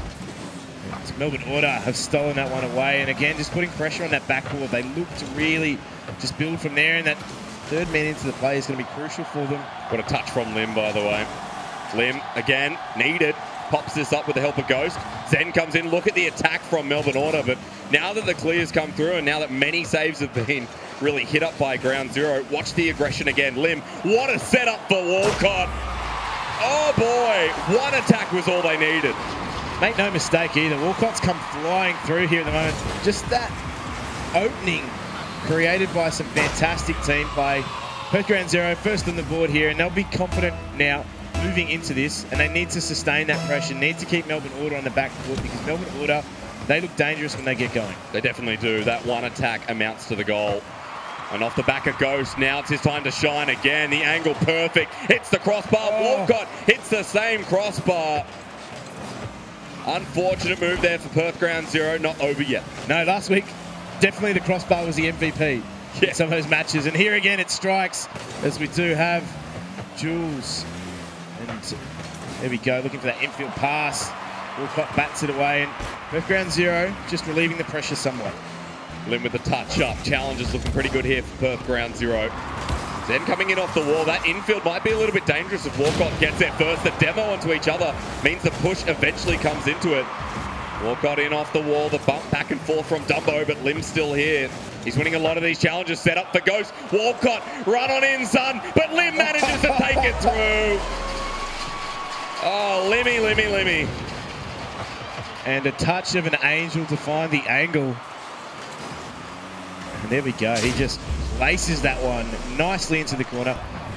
Again, sustained pressure from Perth Ground Zero, yielding results. And through thick and limb, Perth Ground Zero now 2-0 up. I feel like he went out on a limb for that pun. You know it, Gymnesta. Perth Ground Zero wouldn't be the same if I didn't make it. Ghost in. Where is his pressure play from game one? They are going hand over foot to get themselves into this match. And certainly built themselves a sizable lead. 2 minutes played. And I tell you what, they're looking a better side here in match number 2. You have to say that the challenges aren't coming through from Melbourne Order. Perth Ground Zero looking confident, willing again to take the risk. And it's paying off here. Seven taking around the wall. The confidence again seems to be the word. What a save. Dumbo should have had that one, but denied the opportunity once again. Zen off the wall. The pass is back, but Ghost directs himself the other way at the last moment. For Perth Ground Zero, 3 goals to play with, 3 minutes to play with as well. In that time, they need to start building themselves some pressure, some momentum. Zen, can he sustain something here? He does, try and keep that ball locked in. Jules has done a good job. Will he be able to infield past that? There he is, the third man in the play. Bats it high, but Perth Ground Zero, easy clear. Lim with the clear. This man is having a great series so far. Lim passes it down, but unfortunately, not the hand-me-down in that situation. Goes straight to the op shot. Ghost pops it away. 2 minutes 15 remaining. Jules for the steal. What does this mean for Order? Not too much unless they can get Zen to get the pass off, but clears up. One member in defense, it's Dumbo. Has to direct it through. Lim there again. Ground Zero. Running away. They are punishing Melbourne Order here at the moment. You can see that clear. It was crucial and didn't quite nail it. And it is a very different story from game number 1. Game number 2 is very much largely traffic for Perth Ground Zero. And it's funny enough that Perth really isn't known for its traffic. No, it's, to me, I think Perth's like Singapore. I've never been there. But it feels the same distance away. Opening here for Melbourne Order. Zen, maybe should have scored that. Lim with the Saviour medal as well. This guy does everything. If game 2 is anything for the series, then Ground Zero is just going to run away with this. But I'm glad we got a series on our hand. I'm glad it's a little bit different from the last one. Opening now. Big clear from Perth Ground Zero. Minute 30 remaining. The setup again. Lim runs the length of the field. And you can just see that there was no one out there to meet those challenges whatsoever. Lim, easy for him to pass it to Ghost, and nice little touch there on the end. 5-0 Gymnesto. And as I look longingly into your eyes, wondering what life is truly about, I know Ground Zero, they know what it's about. It's about this game. If Ground Zero win this series, then Ground Zero, they're most likely going to make top 4. If they can deny Order these points, there's a chance that Ground Zero make top 4. Now, last season in the Gfinity Elite Series, it was Sydney Raw, it was Brisbane Deceptors who were the most likely ones not going to make it out. And they didn't. Expectations were met. It was only at the semi-finals that the upset started to happen. Demo there. Still not going to find it. I think this game's run away, but coming back, Gymnesto. At this point, you start saying Perth Ground Zero have the ability to make the top 4, and this is a series that's probably either going to lock it in or show us that they can. And we said that midway through the season is where you start to show your championship credentials. If you're going to make a run in the finals, it starts then. And very much the case here. Perth Ground Zero have worked themselves a sizable lead. They're 5-1 up. And they've looked the goods in this match. It was a massive turnaround from what we saw early on in game number 1. Hard-fought overtime, but this is a very different story. This is chalk and cheese to what we saw from Perth Ground Zero earlier. 40 seconds remaining, just kind of putting the building blocks for game number 3. Ground Zero, again, just like yesterday with CS, they have a bit of a crowd here behind them. And even 5-1, they're like, let's just show them support. Good pass there from Melbourne Order, but not sure what Zen was trying to achieve with it. This is an open net if they can get there. Walk up with the pass back, they're feeling good. Now Melbourne Order, they definitely need that chant. Right now, Ground Zero running away, 10 seconds remaining.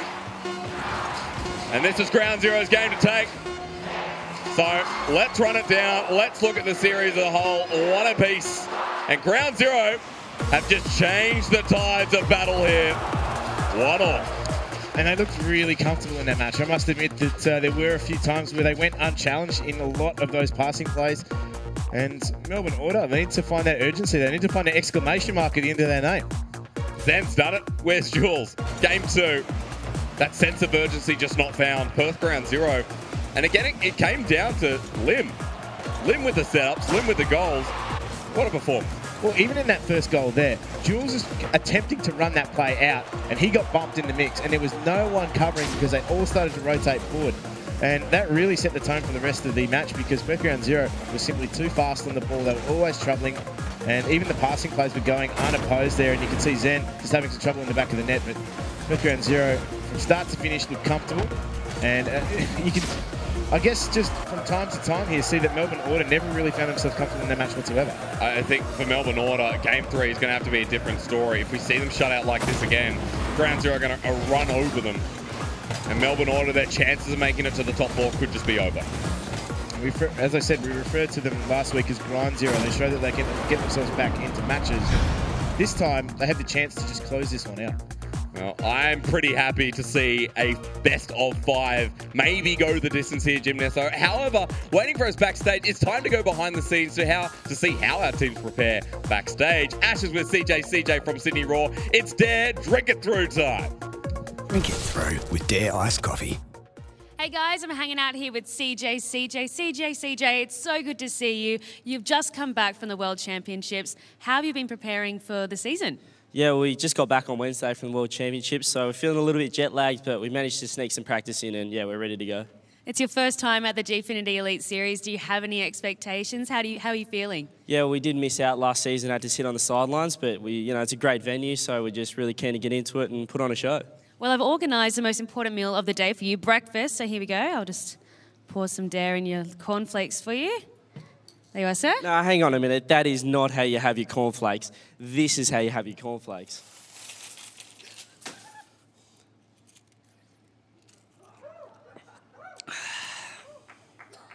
Drink it through with Dare Iced Coffee. You're watching the Gfinity Elite Series. God, I love you, Rocket League. Best of the best. End-to-end action. Take the shot. How good is it? Don't touch that remote. Come on! Back with more Rocket League in a moment.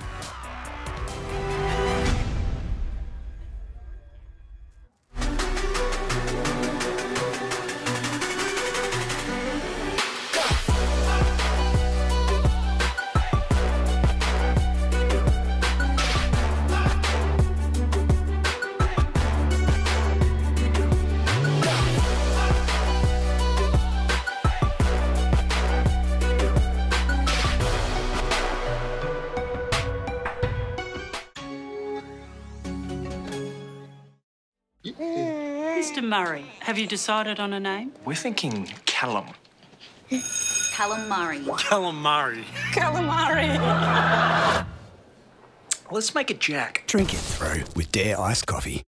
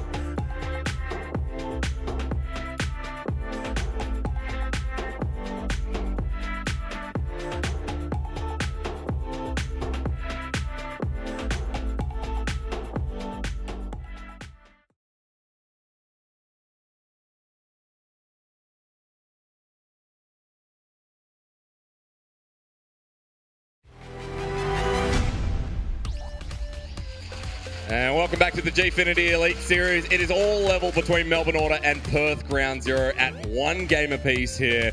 But if you'd like to join our live audience each weekend at the Entertainment Quarter in Sydney, you can grab your tickets on hoyts.com.au/Gfinity. Our live audience here today is absolutely fantastic. They're making some noise.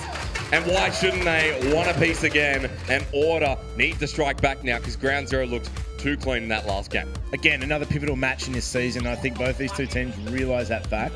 This could be season-defining, this clash, and I think from the get-go we've seen some urgency from Zen, but it sort of petered away in the match number 2, and can he recapture that vibe?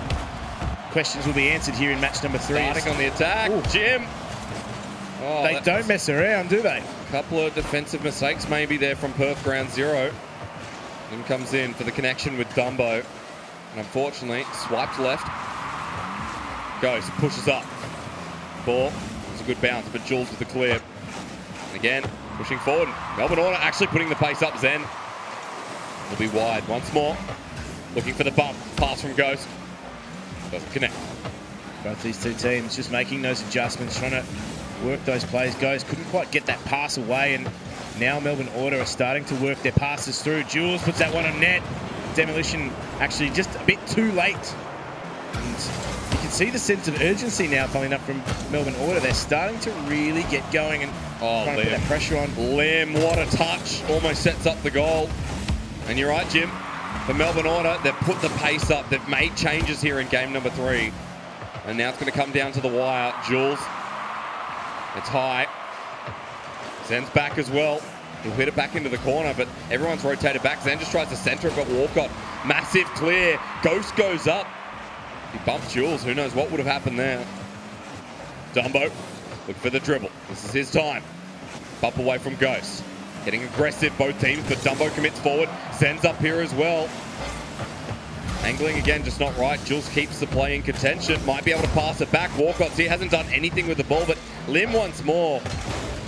The right place, the right time. Can he stop Zen? Maybe not this time. Jules comes in as well. Dumbo, not the right positioning. At least he slows down the attack. Just trying to let that ball in as well. Just keep Perth Ground Zero so compressed.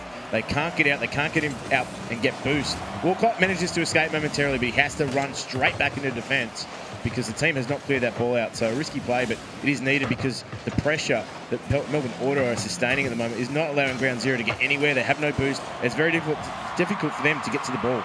It's absolutely insane. They've stayed on the attack for pretty much this whole half. Jules, oh no. What a way to score a first goal for Order. Oh, even Zen and Jules are going. Didn't see that one coming. Oh, Lim. And that's what happens with when a 50-50 goes wrong. It wasn't even a 50-50. It was a 60-40 because Jules had completely beaten Lim to the punch there. Cost of 1 goal now. Ground Zero have to get back on this attack. This is an opening though. Off the backboard, does Jules find it? Only just. The punch into the wall. Zen now continuing. Ghost is up, but Zen happy to keep following this ball around. Bigger clears coming from Perth Ground Zero. What can they do with the time?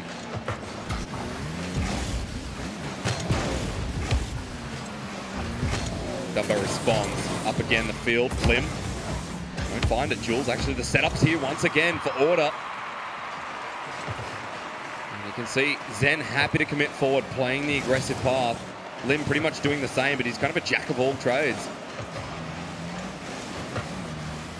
Goes wrong again. Order keeping it around the midfield. Dumbo needs to make sure he hits this, but ends up going over to Zen. The shot taken away. Walcott's not there anymore though. And there's Jules again. Just see how much Perth Ground Zero struggled to get rid of that ball. The pressure from Melbourne Order has been fantastic, and Jules just puts the cherry on top of what has been a great period for them. And for most of this match, they've looked like keeping Perth Ground Zero underneath that thumb of theirs, and will continue to do so as well. There was a sign of life from Perth Ground Zero just after that first goal they conceded to put some pressure back on Melbourne Order and try and build something of their own, but they weren't able to maintain it, and you can see how much trouble now. They have no speed on the ball. They're trapped behind. They cannot get that ball out because they've been, I guess, boost-starved by a Melbourne Order team that's playing a much faster game of Rocket League. Melbourne Order then, they're under pressure, but this one over to Zen. They've really made changes in this game 3. This full-filled play is showing you what Order is capable of. Zan going, oh boy. That's mine. 3-0. First Ground Zero need to find a reply, and quickly too. There's not much time left, and they really haven't looked themselves in this match. It's, funnily enough, match number 3, chalk and cheese compared to match number 2, which was chalk and cheese compared to match number 1. So these two teams, they need to find some consistency to win out this series. Still getting pressured up. Now the defense has to hold for Melbourne Order. A goal could open things up, and Limbs denied it. Dribble away from Zen, just playing with time. Ghost. It's an infield, but Jules there first again. 45 seconds remaining. Melbourne Order now back into contention here. Now going to move to match point. They've kept up the pressure the whole start of this match number 3. This game 3, excuse me. It was Melbourne Order. The pressure was there. Ground Zero struggled, so let's see what happens in game 4. Are we going the distance? We'll soon find out. And if this keeps up, they'll be trading games like they're baseball cards, because you can see there is a momentary relief for Perth Ground Zero. In the context, this match might not mean much, but in terms of them getting themselves back on track and looking to the way that they were in match number 2, could be a big deal. Could be a really big deal. Some enthusiastic members in the crowd. Well, why wouldn't you be if Perth start finding their footing here? At least game number 4 looks a lot more competitive. At least game number 4 could be a very different story. 15 seconds left. They need a goal here just to come back into this one, but it's denied by Zen once more. Melbourne Order. Match point. This is what keeps them in the Gfinity Elite Series. Otherwise, 0-3 is a start. So hard to recover from. Let's find out. Game number 3 is over, and Melbourne Order charge ahead. Match point. And from time to time, we'll hint at the fact that this is that championship stage of the league play. These teams will show their championship credentials. They'll either, I guess, crumble under the pressure or stand tall. So from that perspective, Melbourne Order have actually fought really hard to come back into this match, and they directed traffic all the way through. Perth Ground Zero, they were coming off a very confident game 2, and they were caught by surprise here early on.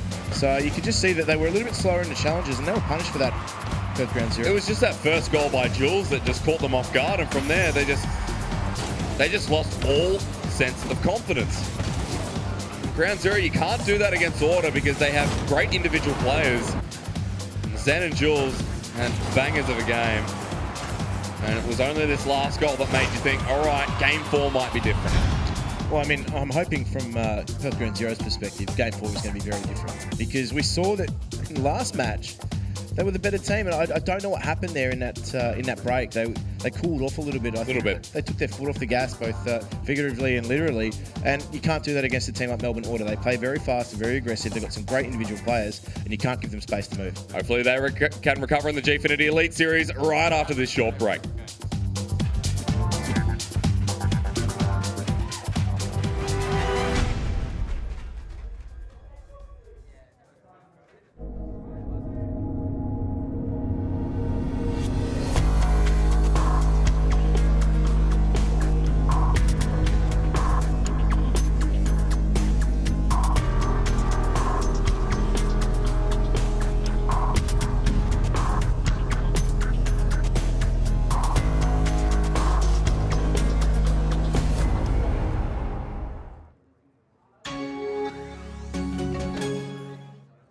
Mr. Murray, have you decided on a name? We're thinking Callum. Calamari. Calamari. Calamari. Let's make it Jack. Drink it through with Dare Iced Coffee.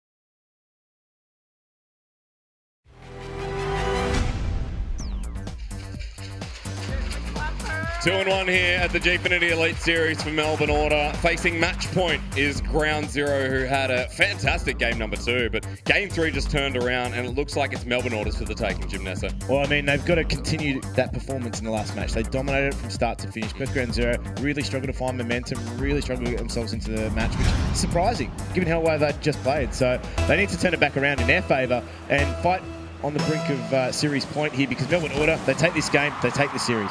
They do. For the kickoff, oh boy, that was close. Perth Ground Zero, this is the start that they wanted. Right in front of net, Walcott with the touch. Oi! Okay, I'm ready, I'm standing up again, let's do it. Perth Ground Zero, that's the start they want, but Order fight back. In front of that net, Zen takes a shot, Lim blocks it. And they are very, very much intent on stamping that first goal. Both these two teams have had very, very direct passages of play. And again, you can see they are just going to jostle for power in this midfield.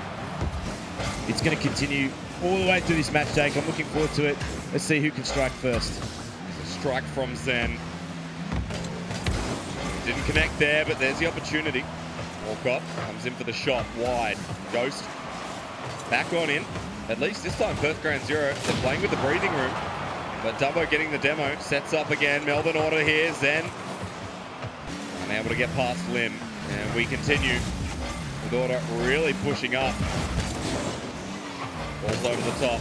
Ghost has a bit of free reign here, no one there. Perth Ground Zero start on the board. I'm not sure if this was a bump in back play, actually. It was a little bit of a flip that really caught Jules off guard. Now, he was trying to flip back in defence. He wasn't able to because his flip was interrupted. He may have been there a little bit quicker and put pressure on, but to be fair, he was caught very far forward. 101 reasons why you think this might go to game number 5. And looking pretty good for Perth Ground Zero to start us off, but let's see it continue. Ghost, the dribble's there. Zen interrupts, Lim comes back in. Look at the ability to take these 1v1s. Lim leaves the ball. But one player disrupting 2 defenders for Perth Ground Zero can only be good news. Need to find a connection on that pass. The rotations are good. The pressure Lim is great from Ground Zero. They want to find a second cap on what has been a good start for them. But Melbourne Order, they've got other things on their mind. They also want to find a reply. They've been fast on that ball, and this needs to be cleared. Walcott needs to be equal to that charge. Jules kind of trying to disrupt the back line here. Zen doing the same thing.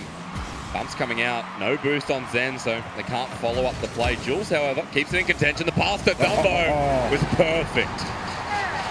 And he doesn't need wings. He just flap those ears, get himself in a position. That's a great pass, though, from Jules, just to challenge that, then also make sure that infield pass was directed towards his teammate. That is the Melbourne Order that we've seen in game number 3, I think it was, sorry. Yeah. And Perth Ground Zero, they're also bringing their match 2 performance as well, so this is going to be a real seesaw match. Adaptations from both parties with that big clear from Dumbo heading towards net. No one's there. A good touch in the defensive side of Order. And he has run away from the circus with that clearance. Perth Ground Zero. You're not the first, Jim Nessa. No, I'm not the first. Certainly won't be the last. We've got 101 more. 99 remain. 2-1, 247. Now for Melbourne Order, can they keep this up? Because the aggression's still there from Perth Ground Zero. Stuck on the defensive side sometimes. Then comes back in. They need to do something with this ball. He bumps away Zen. Ghost is coming in. Manages to recover in time. Jules. Again, another couple of shots getting towards net. Lim and Ghost both up on this wall. Ghost probably needs to recover and go back down. Dumbo with the clear.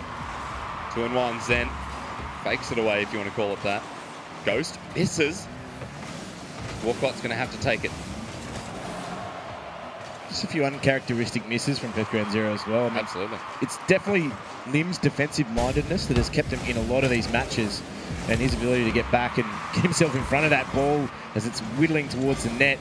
He's second to none, but I mean, they need more from the rest of the guys in attack. They need to just find that killer instinct in front of goal. Ghost has been a fantastic outlet for them in previous games. Has been a little bit quiet, I think, in this match thus far, but there's still plenty of time for him to explode into this. Well, Lim trying to set up. Ghost maybe not so quiet there, Jim Nesso. Walcott had the perfect angle right in front of net. Ghost comes back in around this corner, keeping the pressure up. 1 minute 30 remaining. Ground Zero Need that support right now. Over the top, the ball again. That goalpost ready to be peppered. Zen keeps it still. Jules trying to finish it off. It goes wide. Now, Walcott may have been demoed, but Ghost might have a bit of time here. He pops it up to Lim. Walcott needs to commit. Jules is there first. Towards net, it finds itself. And Ghost slimlines it all the way back. The counterattacks here. Ground Zero not going to commit forward, and that might just be it. Yeah, I thought they were going to find their third there, Melbourne Order. They shot it wide, but look at that there's pinch. the reply. Look at that pinch. It hurts for others, but for Ground Zero, it felt so good. Speed as well. So, a minute remaining. Who seals the deal, or is it another overtime reminiscent of game 1? With Ground Zero come together in the most fantastic of ways to find their reply. They need to find another one here. They need to make sure that their period of pressure goes rewarded, as Melbourne Order now have to do some scuttling. Try and find their defence, find the remnants of it. Lim maybe playing with his foot too much in front of goal. Oh no, Order have an opportunity. From the corner again, Dumbo's here. What a bump from Ground Zero. Jules comes through. He's bumped out of the way at the end of the touch. Zen still following it. Walcott can't get any pace on it. Dumbo comes back in. Now for the infield, Jules interrupts, but it's still 2-all. This is Order's game if they can manage to find this. Jules and Zen can't get through the backline defense. And Perth Ground Zero, their dreams are still here. They're still alive. Walcott. 5 seconds remaining here, Jim Nesso. And it looks like this one could touch the ground. Walcott up, want to make the play last, but Jules says no. Overtime begins. Melbourne Order have had 2 chances where they could have taken this one away and potentially taken the series, but somehow Ground Zero have held on. And they are living up to the name of Ground Zero. They get themselves back into this. Can they find that next goal? Can they take this to a 5th? Save your medal there on the side of Order, but it's not going to matter right now with Zen right in front of net. Ghost, easy save. Risk-free. That's probably how Ground Zero need to play this overtime, but maybe not on the other side. Walcott up to Lim. There's the net. Dumbo with the save. Ghost comes back in. That might keep the attack going, but Zen with the touch right off the ground. Walcott lobs it up. Lim has to be careful. Jules still here. He reads it perfectly. Ground Zero stuck in the defense. Zen and Dumbo come in red hot. Dumbo comes in off the side. Jules still here. The touch to Zen. The shot on net. Denied by Walcott. A lot of pace being applied here. A lot of pressure with it too. Didn't have enough pace on that shot though. Didn't have enough venom to get past the defence, and they're going to build again, Melbourne Order. But Perth Ground Zero bought themselves some time, some opportunity to get out and get some boost. Lim comes up for the ball. Much needed move here. The bump on both Zen and Lim means Dumbo can't get a massive clear. Go towards net. Game 5. There we go, Ground Zero. They find themselves game 5 once again. And in the nick of time as well, an overtime victory sets them up. Can they get some, I guess, momentum out of that? They've certainly got points. All right. We said this could go the distance, and we were not wrong at the end of the day. It has been a good performance by Lim, but at the start of that game we said, are we talking about Ghost? Are we looking at him? The answer was no. Ghost just made a massive debut here in game 3. I think every member from Ground Zero feels like they're on live. Most definitely, and I think in terms of the way that they're playing a lot more confidently. I mean, the weird thing for me is the fact that these 2 matches have been a little bit inconsistent somewhat. Yep. Both these 2 teams have shown dominant performances, but they haven't been able to string that together consistently. Game 5, let's do it. There's no need to wait. There's no need to pause. Use that momentum. If you're Ground Zero, you want to roll into this game 5 off the back of that win. Melbourne Order are not going to be feeling confident. All right. Melbourne Order feels somewhat confident off the back of someone like Zen. I mean, he's always smiling. But he's got urgency this week. It's Zen with an exclamation mark. The sense of urgency, does it carry through? Yes, apparently again. He's vibing. I don't know how Zen is vibing that much off that game. He didn't have the best performance in game 4, to put it lightly. So it's good that he's still feeling positive, that he can roll with this into the next game. I'm curious, because if Ground Zero win this, Melbourne Order are most likely out. Let's find out. I love that we've changed maps as well. What a fitting stage here for Game 5. Put your hands together. I know Ground Zero have some supporters. Order do as well. You may as well make some noise because they're going to need it. They're certainly gone a little bit quiet, guys. I need all your support. to take this one out. Both these two teams have managed to get it to game number 5, and as a result, we'll get a bonus point, win or lose, but they really want the 3. They really want the win. That's going to come from their hard work. Can Ground Zero finish what they started? Can Melbourne Order find a reply? But it's all to be played for here in game number 5. Dumbo through the middle of field. Zen with the big clear. And what can he do with the ball? The angle right. Hits the wall first, though. Order forced to retreat. That miss from Jules means Zen has to turn around. He's not facing the right way. He carries the ball through, but Walcott manages to find a slip. Dumbo's still there. Lim pops it up. Here comes Ghost. He's not going to be there to the ball before Jules, but Walcott is. Tries to carry it past Zen. A lot of pressure applied from Ground Zero. The attack turns into a defense quite swiftly. Melbourne Order now playing with that pace. With Ground Zero just looking to string some passes out defensively, but they're interrupted rudely by Jules, who went very direct with his play. Dumbo seeing if he can find something there, can't, overshot it, perhaps a little bit too much, but Ground Zero are just dealing with the pressure that Melbourne Order are putting together. That bump, this is savage. These two teams have gone hell for bent on bumping and demoing one another. Walcott's been taking risks like this, but if they can't hold on to their defense, Walcott managing just to touch the tip of the ball. Dumbo pops up again. Now Zen's here. Just need to find that sense of urgency in this play, but Jules with the angle makes it work out. First goal for Order. That was challenged by Perth Ground Zero, but it wasn't enough behind the ball. Jules just too strong in that one there, Ghost. I think he just got enough of a touch, but not a lot Ghost could do in that one. He wasn't fast at the ball, and that is a good start for Melbourne Order. They give themselves a much-deserved goal, but need to follow it up with a second because we know Ground Zero can get themselves back into this match. They've shown that they're capable of getting goals and quickly. They just need that teamwork to start pinging. It feels like it could be a very tight game the way things are going. Lim needs to take control, gets it past 2 defenders. Zen doesn't get the ideal clear, but a miss from Walcott could spell bad news. Ghost is demoed. It's rolling in. Melbourne Order nowhere to take it.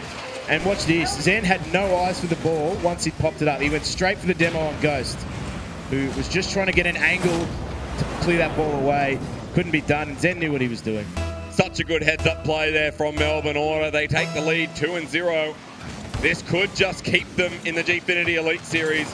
Jim Nesso, after this, they will be equal with Ground Zero, but they will have that head-to-head. Of course, going to Game 5, there will be a point on the back of Perth Ground Zero, so you never know. Lim with the steal through. It's definitely not over yet. Good pop-up by Dumbo. Results in the save.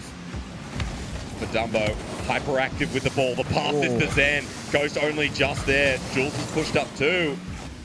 This big clear from Perth Ground Zero needs to make something happen.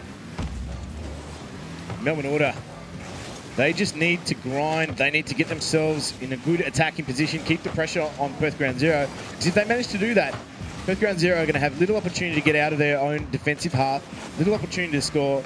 And with only 2 goals the difference, I mean, they need to just wind down the clock potentially.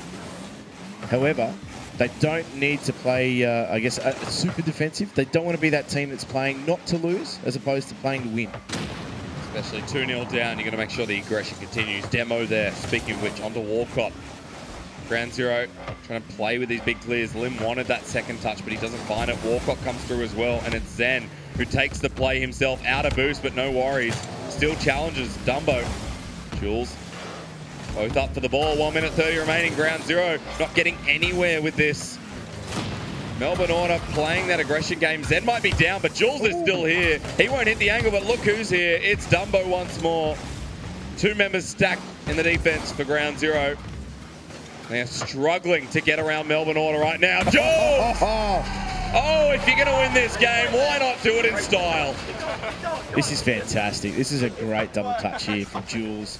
Look at that. Finding the angle into the back of the net, and that is a touch of class from the man who turned up in week 1 in shades. You saw his face just then. He's like, I don't know how, but I did it.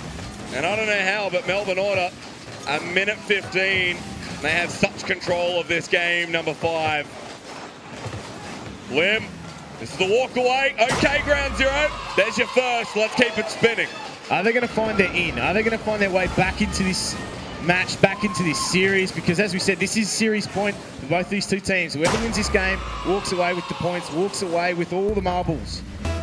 And much needed for both these two teams in terms of their league series. Minute 5. Ground 0. Keep that tempo up. Lemon Walcott push forward. They react to Jules. It's Ghost who keeps it up, but Jules is still here. They need to make these plays now. 2 goals, a minute left. Walcott sticking to the defensive side, looking for the second touch. It's Lim with the clear, but denied by Jules. It'll bounce back to the center. Ghost for Lim. The shot up again with Walcott. Waiting to react. 35 seconds, Jim. It's important that Melbourne Order don't take their foot off the gas. They need to be fast on that ball. That's where they've been beating out Perth Ground Zero. But this is the stage where they're going to have to take risks. And they're going to leave players very, very light at the back, and they've been punished for it. But they had to push up. They had to find the next goal. They're 3-1 down. And often in those sorts of situations, you take risks. You could find yourself down 4-1, but either way, you're still behind. At this point, Melbourne Order know they've walked away with the win here. They've kept their dreams alive in the Gfinity Elite Series for Season 2. And they've shut down Perth Ground Zero. This was such a must-needed win for this Order lineup. They've been struggling. This will get them off the ground. 13 seconds remaining, Jim Nesso. Game 5, we thought it would be a lot closer, but Melbourne Order, they've done enough here. Dumbo tries to secure it. A couple of nice goals on the board, nice plays, and Melbourne Order showing us they're here to stay. Zen, knock it down, say goodbye. 5-1, damn, they tried. And that is a great way to finish the series in which they looked down and out in some early instances. It was a very to and fro series. Neither of these two teams could really, gain consistency across the course, but they come away with it in the end, Melbourne Order, and that is a victory that has been well earned. What a way to finish there for Zen, the champion, the legend, the man who has amazing followers on Twitch. Zen, he brought the sense of urgency here today, and you can see exactly why. Jim Nesso, I think I'm proud of Melbourne Order. This looks like the up and up. They certainly do look much better, and I think that's what they needed. Their season needed that spark. That game certainly provided it for them, and I'm keen to see how they go, and I guess finish the next 2 weeks. Well, why wouldn't you be standing by with Zen? That's exactly where Ash is, so we're going to throw it over to her. Thank you so much. Look, congratulations, Zen. It's your first win for Melbourne Order of this season. Does that give you a lot of confidence going into the future weeks? It's about time. Feeling much better for the weeks ahead. Well, Yummy Cheeseman said now that you guys have won that game, you can continue to be friends. What's your care factor? I love Yummy, so I feel good about this win, even better. Did you have anything that you found challenging in the game today? I think from game 1, we definitely sort of rolled over them. Well, not really rolled, but we definitely won. But they came into game 2 with the bumps, and we had to adapt to that, so that's why we went to game 4. Well, you adapted very well. Congratulations. Thank you. Back to you, Luke. Season 1 champs are back, and they mean business. Congratulations, Melbourne Order. Right now, let's crack into our MVP votes, thanks to Astro headsets. So it's MVP time between Order and Ground Zero in Week 2. David Lane, Mr. Yummy Cheese Man, take us through your selections. I had a massive shout out to Zen, who did perform a lot of the offensive power, and the only reason he didn't get it, we let in too many goals, unfortunately, Zen. But Walcott on the other side, he was the opposite. He was saving so many clutch plays, was really important for him. But in the end, it had to go to Jules. He was solid around the entire pitch. He really feels like he's matured into this role. He feels like he's solid and safe here at a live event, here in the big stage, and he's the one holding his team together. All that meditation and hydration really paying off for Jules. You are Astro Headsets MVP for that match between Order and Ground Zero in Week 3 of the Gfinity Elite Series. Now, viewers on 10 Peach are set to leave our Rocket League coverage right now. You can continue watching live at gfinityesports.com.au or see a full replay at 10play.com.au. If you're staying with us, we'll be back with more Rocket League in just a moment when Sydney Raw take on Melbourne Avant.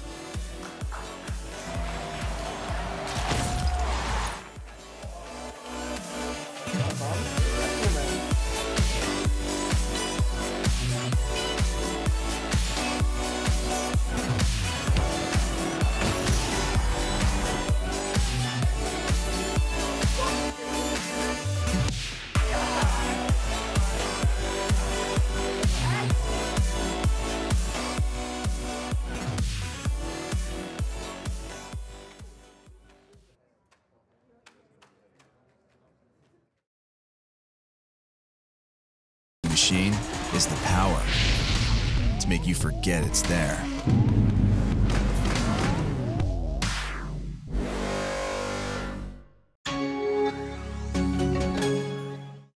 Mr. Murray, have you decided on a name? We're thinking Callum. Callum Murray. Callum Murray. Calamari. Let's make it Jack. Drink it through with Dare iced coffee.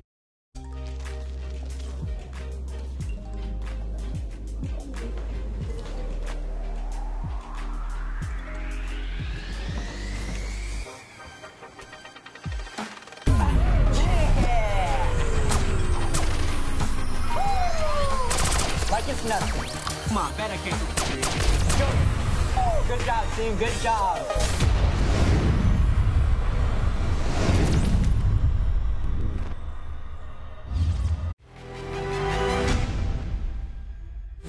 And now Sydney Raw. The shot on. Sydney Raw delusion. Got him. Yes, good job. I loved it. Best thing about being a Rocket League player is the feeling of, like, I don't know, reverse sweeping like that, or just scoring a really good goal that you've been practicing and like training for hours, I suppose. Just the rush you get when you do something like amazing, it's just awesome. I think he's found it. Delusion. The pass, the finish. Everything combined, the crowd, the game, having that energy when I wake up. Yeah, it feels good just coming here to play Rocket League. Steve gets the early goal.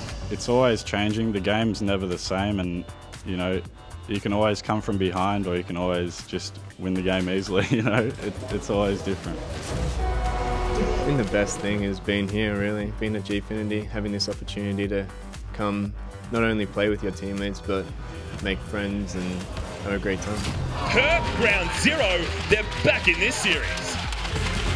Great to hear from some of our Rocket League first-timers on why they love the game so much. Right now, let's recap what's happened so far in Week 3 of Rocket League, brought to you by Dare Iced Coffee and Astro headsets. What do you reckon of these results so far, Yummy? Well, Order have now gone 3-2 in every single one of their series. They keep going to Game 5. But finally in their favour. Finally in their favour. They've brought it back this season. Chiefs, on the other hand, they're still going strong. They're 3-0 undefeated. And now we get to the tail end of the day. Yes, indeed. It's our final match, starting with the Sydney Roars lineup. Let's have a look. Yummy Cheese Man, there are some familiar names in here. Coming back from the World Championship, they didn't have the performance that they wanted. They almost took down Evil Geniuses, one of the biggest orgs in the world, but they failed at the last game. They went Game 5 as well, unfortunately. But that's got to put fuel in their fire, yeah? It does. And then we have the defending champs of Express and Shady. They won with Order last season. They've brought back now, and they've got CJ. CJ, an excellent captain, an excellent memer as well. You saw him out back having a bit of a joke. Yeah, exciting. Well, Melbourne Avant never really got into their groove last week. They went down 3-0 to Sydney Chiefs. What do you reckon of their lineup today? Well, they've brought Focusrite. They've changed the lineup, and I know that Avant are really looking for a solid third player to get into this rotation. They're trying stuff out, and you have to do that. They're not in the best position. They have only won a single game across the season, and we know that Vive and Bango, they can bring it. Can Focusrite be that third player for them? Yeah, well, Bango was their best in that loss last week, Cheeseman. A lot of their play revolved around him, didn't it? Yeah, he's always the guy who can, no matter what, get in their face, get those solo goals as well, which can be really important, as well as get in and pass it across to his teammates. Very good on the attack. We just need to see him a little bit more on defense. Crucial, I would imagine, going up against Sydney Raw today, he's going to be, yeah? Well, Sydney Raw especially, they're so aggressive that it's going to be, defensive is going to be key. Yeah. Bango needs to be back saving it. Vive as well. Those two are going to really hold it out, because you can't expect the new player, Focusrite, who has less experience, who hasn't been on the land stage, to be able to hold under those nerves of that defensive half. Yeah, definitely. Well, that's enough talk from us. Let's get the teams out here in the arena for the final match, starting with the hometown heroes. Give it up, guys, for Sydney Raw! Express, CJ, and Shady. And now go absolutely nuts for Melbourne Avant! Vive, Bango, and Focusrite. Our final Rocket League match for Week 3 is just around the corner. Join us. Coiner? Yeah, it's sort of like a corner with coins involved, I guess. Join us after the break for all the action. You're watching the Gfinity Elite Series. Don't go anywhere. Love a winner.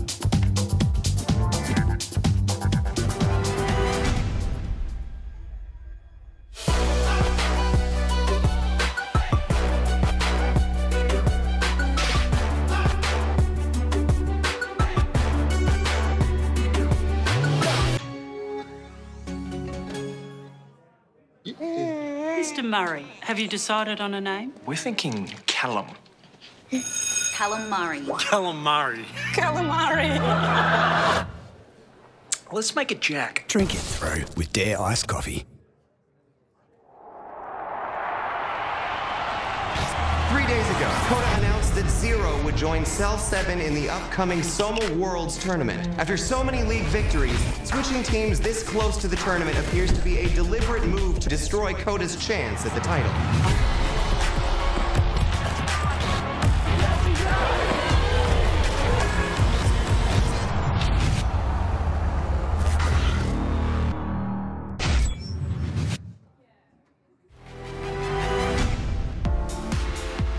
Welcome back to the Hoyts Gfinity Esports Arena at the Entertainment Quarter. We are in Moore Park, Sydney. If you want to join us live every weekend, grab your tickets on hoyts.com.au/Gfinity on the internet, guys. Get on board. It's taken off, I hear. Hey, Yummy Cheese Man, final match of the day playing out between Raw and Avant. How do you see this one going? Unfortunately, just like me in life, Avant are going to lose. It's a tough one for them. Sydney Raw are just so good. I can't put it against them. All right, well, that's the call. I'm going to give them a big cuddle as we throw over to our casters. Take it away, Jack and Jim. Final match. Get into it. That's right, David. We're here for you. Welcome back, ladies and gentlemen. The very last series awaits us, and it's been put pretty much black and white. David's having a couple of emotional troubles, obviously. But hugging it out with Luke, actually, over there on the desk. Well, as he should after that. He's got some things he needs to work through. He definitely does. Much like Melbourne Avant here, running a bit of a new roster. And Focusrite is going to be a big question mark on our minds because this will be his first time in front of the cameras. This will be his first time at a LAN as far as I'm concerned. And Vive and Bango, they've already adapted, especially Vive. We've seen some good performances out of him. Misty had, I think, good, solid performances as well. But I like that Ivana trying to trial and test new things. And I think it's important that he gets his focus right for the stage. It's a big stage to play on, guys. But boo him. Don't encourage him. No, openly encourage that, please. But right now, we're going to reward you for sticking around. Head to gfinity.incentloyalty.com and use the drop code. This is a big one, guys. G double touch to earn some currency. You've only got a limited time to go to the website and enter that drop code and get paid. You receive 5 incent for each drop code all weekend. Don't worry about missing the action, no, guys. You can keep watching from the rewards website to get to it. Make sure you get that incent reward. $6 now, by the way. I've just made bank, so I'm kind of excited to earn some more cryptocurrency, but I'm also excited to get into this next series. There's one thing about Sydney Raw that a lot of people don't know, and the fact that one of their players came riding out on a beautiful car. Look, they did top it this year, but I think for CJ, the man's got a lot of personality in and out of the game. And he's going to be showing us more of that personality as it goes on. They're expected to make the top 4. We're expecting big things out of him as well, especially inside Rocket League. And we know he's had his breakfast. That's important. That's the first step. Yeah, filled up one of those, Filled up one of those. And, he obviously is a fairly experienced player, well-travelled in that regard. And you said they're coming off the World Championship, where they probably didn't live up to their own standards they hold themselves to. But that being said, though, they're keen to come into this competition and really set, the bar high for their opposition. They know that they are in top contention, not just top 4. They'd be disappointed if they come away with anything less than top 2. Because you're looking at Shady, you're looking at Express, who both of them were on the winning Melbourne Order roster last season. We're coming into season 2, and different teams. Sydney Raw were not expected to be, unstoppable, maybe challenging the Chiefs. But in the second season, boy, oh boy, these roster shuffles have kind of made us think second. It has, and I mean, it all was sparked at the end of the Gfinity Elite Series last season. Obviously, Chiefs having made a change, moving into the Championship Series that was the world stage. But I mean, in terms now of Shady and Express returning champions, they have that expectation now that they're going to go on and I guess carry on the good work from last season. Yeah, but credit goes to the draft roster who were in and the draftees who set them up because they had a tough run early on. And they've won, I guess, one of their first 2 games. And last week they were disappointed not to win against Perth Ground Zero. Yeah. But now it's over to, the big players. Sitting 1 and 2 right now as well. And Shady Express, as we mentioned before, were on Melbourne Order. But as you may have missed out the last match. In game number 5 of Melbourne Order, we saw this new roster. We saw, the change-up and their impact. We are just going to take a quick sneak back because we didn't get a chance to show this before. But This was a banger of a game, Nessa, and I'm glad we got the finish on this. That was a banger of a goal too, because Jules in that particular situation just kept pressure. And Zen, again, this intent to go for Ghost there and go for the demolition, knowing that ball will just simply roll over the goal line by itself, absolutely criminal.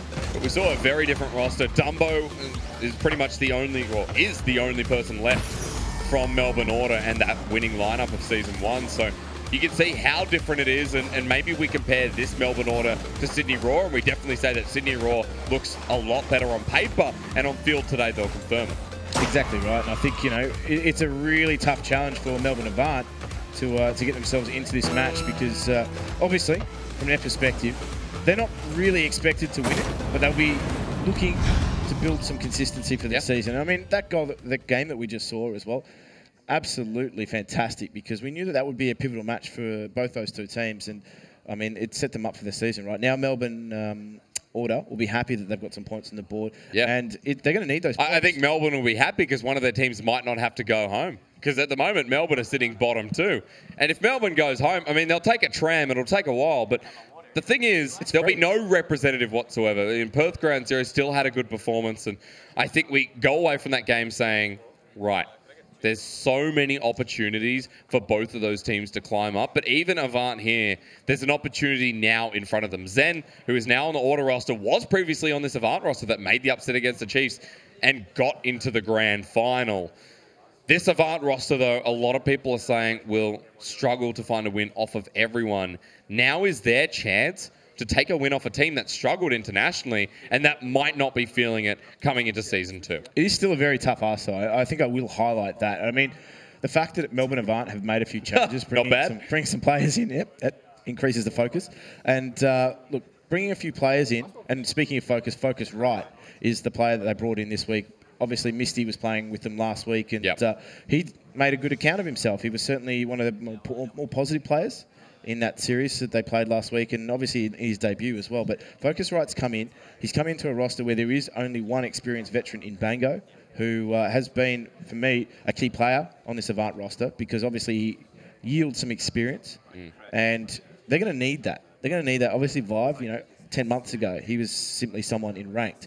So his ascension into the top echelon of Rocket League has been quite dramatic, quite quick, and it's tough. It's tough to come up against a team that domestically are one of the top teams. We'll see if Vive can make an impact here today. He's now leaning towards more of the experienced members when you put Focus Right on that roster. See if he can influence the standings as well. And in those standings, I'm not sure who will be our top 4. This win from Melbourne Order earlier, it's changed everything. Now, Melbourne Order sit at 4 points, and we'll just have a quick look at this, because with Sydney Raw, if they don't find a win here, then everything topsy-turvy. Oh, exactly. It turns everything on its head. I mean, they need to find a win here just to get themselves obviously back up into that second position, jump ahead of Brisbane Deceptors, who went down earlier to Sydney Chiefs. But, I mean, the way that the season's shaping up, even the bonus points are going to be crucial. Going to be crucial for these two teams. I think these like 6 teams. Yeah. And in that regard, and every game counts. It does. Every game counts, and I think that's emphasis right there that bonus points could be crucial coming in the end of the season. At this point, I would say that Chiefs are pretty much safe there. Brisbane Deceptors need one more win for me to be confident about their placing as well. It's about seeding at the end of the day too, because first versus fourth, second versus third in those semi-finals. It didn't make a difference last season, but I'm still sticking by it that when we go into this season's semi-finals, that it will be very important with new teams like Deceptors and the Raw in the mix. Well, exactly. When you change the format and go into a single elimination best of 7, it really does shift the balance as well. We saw Melbourne Order, breeze through into the final, whereas Melbourne Avant actually huge upset over Sydney Chiefs. So no one is safe coming to the finals. You just try and give yourself the best possible matchup going into what is the business end of the season. Well, there is a little bit of a delay, but while you're waiting, you might be wondering what sort of chat goes on between the Rocket League players in the heat of battle. Take a listen to Deceptors and Chiefs last weekend. Covering left, ready for mid. Taking the boost. Nice. Good job. Nice job. Good play. That was actually a really nice pass back. Yeah. Nice. He's there. Got back left. Bango cutting. Yeah. I'll turn. I'll use yours. I got it. Shoot. I got ugly. Okay. Nice. Back down. Yeah, nice. Good job. You can tap it in, tap it in. I waited so long. Just. Wait, Billy, you got 5 goals. Yo, Steve, can't hear you. Pick up. Gotta shout, brother. Left. Keep it up again. Close left. Oh, pop. Up. Score! Give us a yell! Steve, you gotta Give us a yell! You don't yell fast. Give us a yell! ET's hype! Give us a yell! We can't hear you!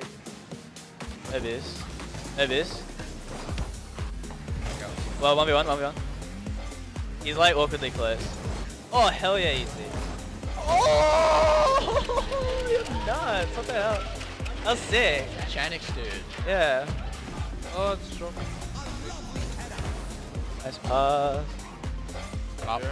I'm right. Nice pass. Too easy. Nice pass. Let's go. On to game 5, baby, and it's gonna be us. Game 5, baby! That was a sick pass, dude. Well, Brisbane Deceptors, I've got to say, have the best comps out of anyone in the Gfinity Elite Series. I mean, that being said, though, after hearing that, I think the second S in Steve stands for silent. Oh, of course. Silent Steve. I mean, he's got to yell for any kind of impact. They're just asking so much of him. But that was Brisbane Deceptors had a good performance earlier, at least to put up a bit of a fight. I think it was a little bit too much at the end of the day, though. I mean, that's probably the most fun I've heard a roster have, too. At the start of that package was the draft roster for Chiefs, and they seem to be having an absolute ball. I've never heard so much laughter on comms. Oh, Requiem just laughs after every goal. Yeah. Like, oh, you got 5 goals, dude. And he's like, oh, wow, really? Didn't know. Yeah. They had a ball last week, and I think this week has been no difference here. Main Chiefs rosters come in. Sydney Raw's main roster has come in as well. With this game coming up, Avant have had their roster shuffled to a degree. I liked Misty. I really did. So to put in Focusrite in week 3, you're hoping that this change is going to be enough. Well, that's it. I mean, they needed something to change, and it's quite evident by the fact that they have no points thus far in the season. And I think, Focusrite, he's got a tough job coming in because he's been the man that's called into this roster. Week 3, pivotal point in the season, needs something to, go their way. Yeah. Is he going to be that missing piece? You have to question for Melbourne Avant. If they lose this series here, then it could be all over. They've taken 2 losses already. A third might just put them out of top 4 contention. Yes, only 6 teams, but no one else is 0-3. They face Sydney Raw at one of the hardest points in the Elite Series. And it will come down to Focusrite, but also on the side of someone like Vive, who has been increasingly showing his experience that has been building up through the Elite Series and the off-season. And that right there in vision is Focusrite. And he looks calm and ready on the surface. Well, but make no mistake, there are going to be just some nerves and some jitters that he's going to have to work through. And I think him getting involved in a match as quickly as possible, getting some passing plays going, is key. But CJ's being kept up and waiting. No one keeps CJ waiting. We are sorting one thing out, and then we'll be jumping into this last series of the day between Melbourne Avant and Sydney Raw. Now, we talked up a little bit of CJ, Shady and Express joining him, of course, and off the world stage, not the best finish, but here in the Elite Series, I was saying before, people have predicted them to finish second. Over the Chiefs, will that happen? Well, maybe not, but going over to the world stage, they were the first seed. They overcome the Chiefs. So there is an opportunity if it comes down to this grand final, this best-of-7 event, or best-of-5, is it? What did we do last time? Best of 7. Best of 7. Hallelujah. In this best-of-7 event, Sydney Raw might be able to create a quote-unquote upset. Well, yeah, exactly. I think they've got that psychological advantage come that matchup. And, I mean, that is actually next week's matchup. Sydney Chiefs take on Sydney Raw. Good time for it, isn't it? It is. It's a great time for it. But I believe at the moment these 2 teams are just going to try and get their heads in. Just looking on the screen, we're like, oh, it might be starting off. Oh, no. We were hopeful. Dead game. All right. No dramas. I mean, Jake. Yeah, mate. For you, you've had the pleasure of watching a lot of these players play. Who for you is going to be the key point man? I think it'll be CJ. Back all the way to CJ, of course, because CJ just seems like the rock. And Yummy Cheeseman and I in the off-season, we were talking a lot about this, and a lot of his ideas were that CJ was the core of this team. He's changed the way that Express and Shady play more towards an old style of CJ's team. And I completely agree. For CJ, being the core of this roster, he's added so much value to Shady and Express, a new style for them to play around. And it might be a little bit too much when it comes to Avant. It's fast, it's quick, it's the CJ we all know and love. And Avant, they like to play slow. So hopefully Focusrite can adapt to that pace and that tempo and bring it into a more of a contention game. Well, I mean, it really speaks to the strength of Express and Shady, though. The fact that last season, even as Melbourne Order, when they were playing, they were cycling through third players in the early stages, and then eventually Dumbo came into the roster and it looked more, I guess, stable in that regard. So having that that ability to adapt is certainly in their repertoire. Express there, he was one of the most consistent players all season in Season 1 of the Gfinity Elite Series, and I think he, by his own standards, would want to take that consistency and continue into to Season 2. Obviously, this is his first showing in Season 2, and he wants a strong one as well. We've had a couple of first showings here today as well. I mean, Focusrite might be the inexperienced one on our rosters, but we've had, Kami, who's head up on the stage today. CJ hasn't been involved with the Gfinity Elite Series. He said in Season 1 that he'd love to be a part of it, but unfortunately just couldn't make his way in. Now he gets to show why he should be picked up. But a team like Sydney Raw kind of get to show why they're a fierce roster, and they could very well finish first in this season. The sub-roster made them look absolutely fantastic, and if anyone hasn't seen the main roster yet, oh boy, you're about to find out how ferocious they truly are. Well, I mean, yeah, the draft roster definitely had some venom in it too. I mean, you got players like Delusion playing in a roster that certainly had some ability as well. I mean, in terms of what they did last season, last week, was they took Perth Ground Zero to the brink, and I think they were punished by taking their foot off the gas. They were 2 games up. They were reverse swept. And we've got... Thanks, mate. Yep, thank you. We need that change. Did you want a drink? No, I'm just changing. Keep going, guys. You're right. Oh, yep. Well, if you're like Luke here and you're trying to get paid even more, all you have to do is well, look, we're talking Incent here again, Gymnesso. You head to gfinity.com or .incentloyalty.com and use the drop code on your screen. G double touch to earn some currency. I still haven't put it into my phone. I think my dare was double touched by Luke.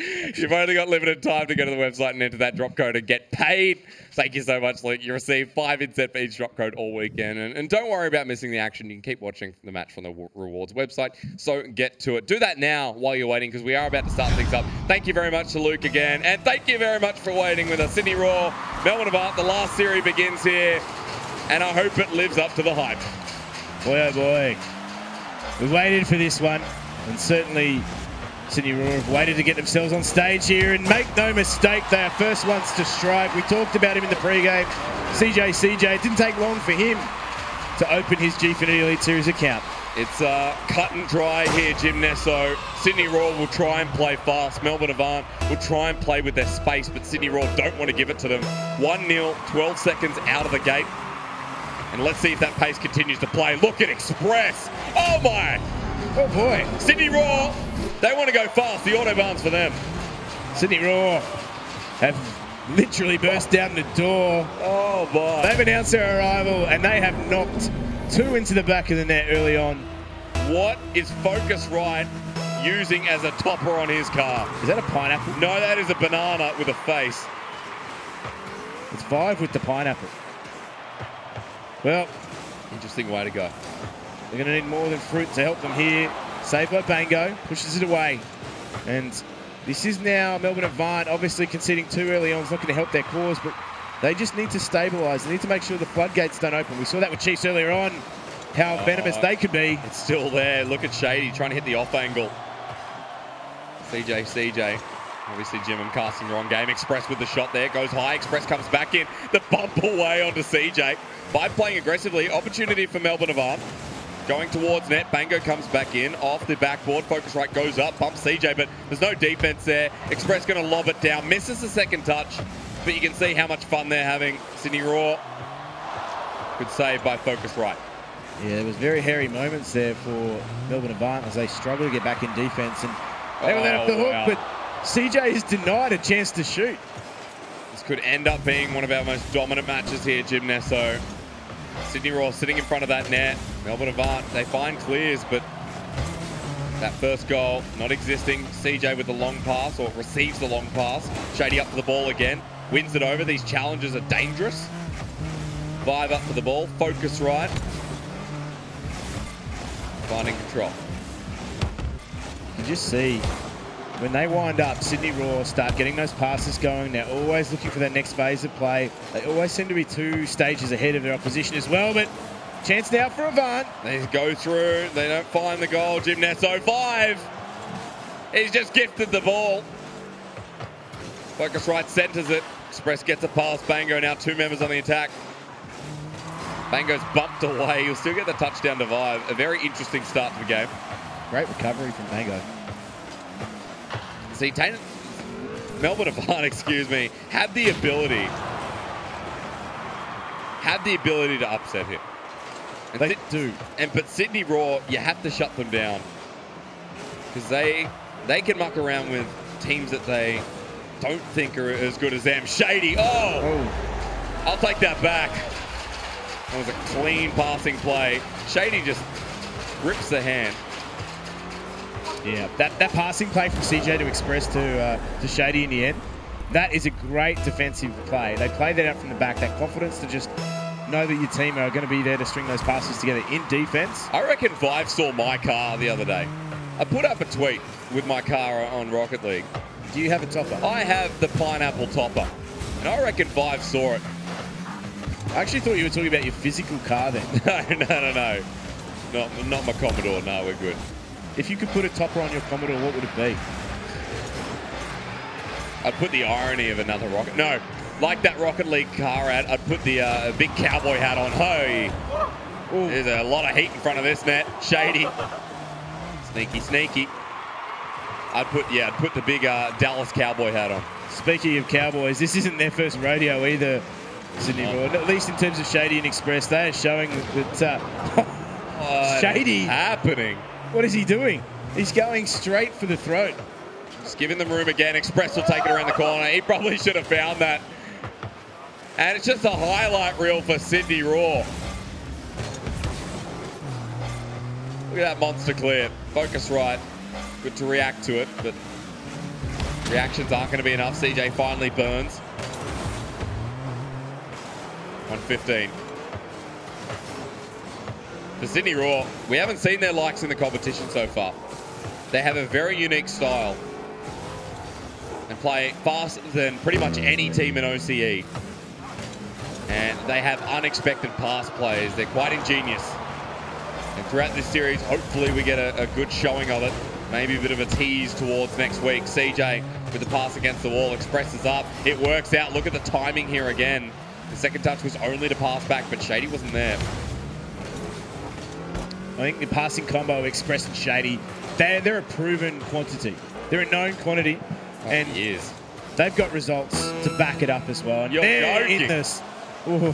They're in the zone, and this is a good first showing so far from Sydney Raw. I think maybe they've taken their foot off the gas somewhat, just now trying to get those passing plays working. They're being a little bit more fancy than they need to, but they've shown that they've had venom in front of goals when they've needed it most. Well, suffering from jet lag maybe, but it hasn't affected their performance here. Sydney Raw, the start that we expected them to get off to, has more than shown itself here in the Gfinity Elite Series. Game 1, the Raw stands strong. And from start to finish, they showed that they were here to play. They showed that they had intent in everything they did. And you can see just how much they were peppering goal. 5 shots apiece from Express and Shady. They were really, really making it hard for Melbourne Avant. But see, 13 shots in total. 3 shots from Melbourne Avant. They didn't even get anywhere near that net. That being said, they did have chances. They had chances to put away in the back of the net, and they couldn't do it. So take some positives from that. I will try. And I think you're right, though, Gimnesso. For Melbourne Avant, opportunities were there. Close calls and a recovery needed in Game 2. But Sydney Raw at the moment, boy, oh boy, their passes look clean, fast. And if you give them that area on the field, then they're going to absolutely take it away. Yeah, not just in attack either. Their defensive passing is on point. Yep. Just that passage of play from CJ to Express to Shady at the, I think it was like the 3rd or 4th goal in that match. And it's just comfort from start to finish from these guys. They look comfortable. There's no nerves here on stage whatsoever, and they're enjoying the experience. Well, let's get into Game 2. No time wasted. Melbourne Avant, the Raw. And this will kind of cement Sydney Raw at a 2-1. an opportunity to climb into those following weeks. And they'll sit well with points for Melbourne Avant. Can they shut them down in front of net? Hey, there's an opportunity. But Bango's denied. Needing to get off to a good start here, Melbourne Avant, just to try and open their account somewhat, see if they get themselves an early goal on the board. As I said, with Brisbane Deceptors against Sydney Chiefs earlier, it's Melbourne Avant that need to be the ones that lead from the front. They can't grind their way back into this match, I feel, against a side like Sydney Raw. They're far too clinical, far too composed when it comes to overcoming deficits, and I think if Melbourne Avant can rattle them somewhat, there might just be a chance. Definitely rattling them with this one on there, Jim Nesso. All up in their face in the attack. The Roar have done it again. Just these high passes. This aerial play from Sydney Roar is unmatched. 4-17. That first goal again is the kicker. There's that banana topper you were talking about too. So Bango's been completely knocked off track in that instance and couldn't get the passing play going. Melbourne Avant, they just need to settle things down a little bit. You can see how much pressure Express is putting on. He's batting balls through the middle of the field. They're just everywhere. Five, that's an open net if he can find it. Express, what a save. That's what they need to do though. They need to flip the script, put the pressure onto Sydney Raw. That's the way they're going to work their way in, and Bango. There we go. There we go. Showing his experience and I guess his instinct for goal too. And I think, you know, in seasons gone by, he's been a player that had that role of just finishing all the hard work that the team had done in terms of passing, and he needs to lead from the front here. All right, Melbourne Avant, that's the first goal. Can they continue it? Shady in off the roof. What's he doing? He's just flip-flopping around. He carries the ball for Express. Man, Sydney Raw does as Sydney Raw does, right? Shady does as Shady does. Now in the midfield, leaves it for CJ. Clocks one towards net, but CJ's still here. Doesn't manage to find the pass off. Five won't get any speed on the ball. 1-1, still an opportunity. If Avant can hold this, CJ passes it back. They're getting ambitious with how they want to pass it. Bango plays patient. It's high. Shady sends it low. CJ just trying to deny Vibe the opportunity to pass and doesn't quite get it away. You can see now they have to transition into defence. They need to make sure these rotations are on point, because you're quite right in saying that the way Sydney Raw play, it is very high aerially, and you can see that ball just sitting in front of net, doesn't find the touch, and for the moment Melbourne Avant sit at that 1 goal apiece. Bango will win that trade over. Means he's now got the ball in possession, but Shady carries it to the other side of the field with the cross, the pinch probably coming through the wall. Focusrite is here, but it's just got past him. The demo's there too. Popping up. Here comes Sydney Raw, but Bango strong on the defense, just what they needed. 2 minutes 30. Bango up again. Express. Someone needs to control that backboard, or maybe not. They just puncture through this attack from Melbourne Avant. But off the backboard, Shady just swing and miss. You can just see that things aren't quite right. What? Things aren't quite right for Melbourne Avant, because in terms of the way that they're playing, there's no third person connecting that pass. Good demo from Five there. That just saved another goal. Yeah, crucial demo. But there's no third person in that passing play. You can see they're getting the 1-2, but there's no 3 coming in to make that passing play complete and really keep pressure on Sydney Raw. Raw will find their clear now, though, Jim Nesso. CJ wanted to lob that one down, but another over-ambitious play here from the Raw. A good touch, a good pass! Oh, the Raw have done it again. Disappointing for Melbourne Avant. They've been in the mix. And CJ, make no mistake, Bango tried to get there as best he could, but they find themselves a handy lead now, 2-1, 1 minute 38 to play, and Melbourne Avant back to the drawing board. 2-1 is a dangerous score, maybe for Sydney Raw. CJ walking up the left side of this field. Express with the pass to Shady. They're still playing it through. Shady now goes underneath the ball. A little bit unfortunate. 1 minute 15. The pop-up as well. CJ not really in the right position, but able to pass it off to Express. And you can see their teamwork is just crazy incredible. CJ just says, thank you, Express. Thank you again. You are my hero. You are my savior. Yeah, and in football terms, that's the give and go. He just released his player up the side of the field. Great work from Express. We expect nothing less. Last season, I put him down as the most consistent player in the Gfinity Elite Series. And he's showing again why he's one of the picks of the bunch.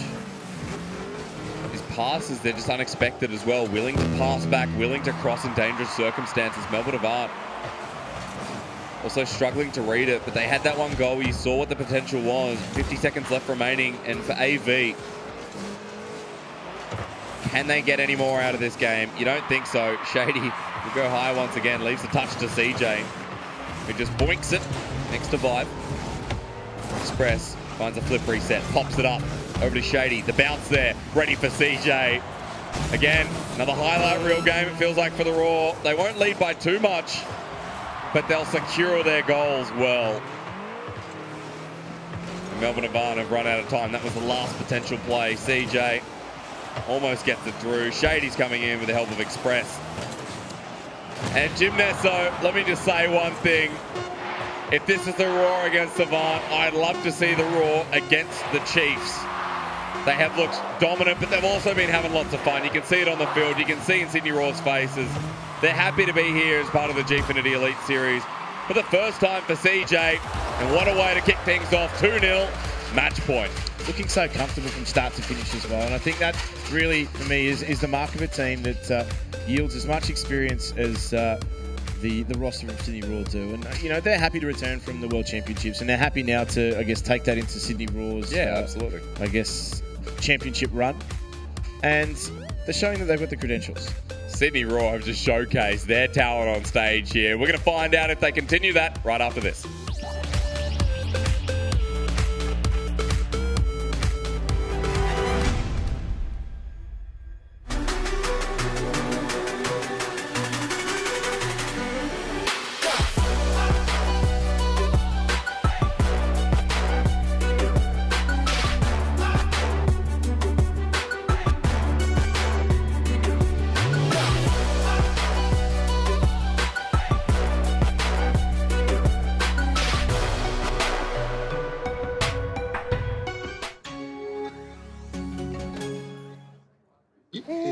Mr. Murray, have you decided on a name? We're thinking Callum.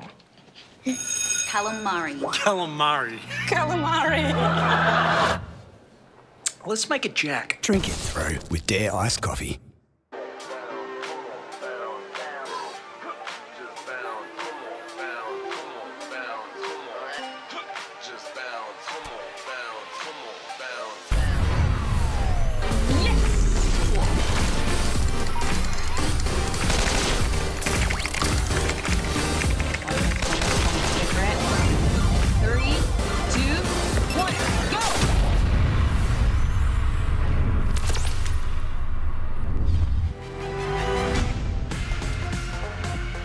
And a 2-0 start here for Sydney Raw. You're watching the Gfinity Elite Series presented by Alienware. A reminder that you could win a brand new Alienware M15 laptop this season. It's the thinnest and the lightest 15-inch Alienware gaming notebook ever. And this is your chance to take one home. I want one, by the way, Jim. There are 9 different ways to enter, so get onto gfinityesports.com.au for details. But before or after you do that, take a look at this series coming up. This is the final game, potentially, with the way Sydney Raw are playing. Avant are looking like they're in trouble. And I just want to get on that M15 diet, come back thinner and lighter.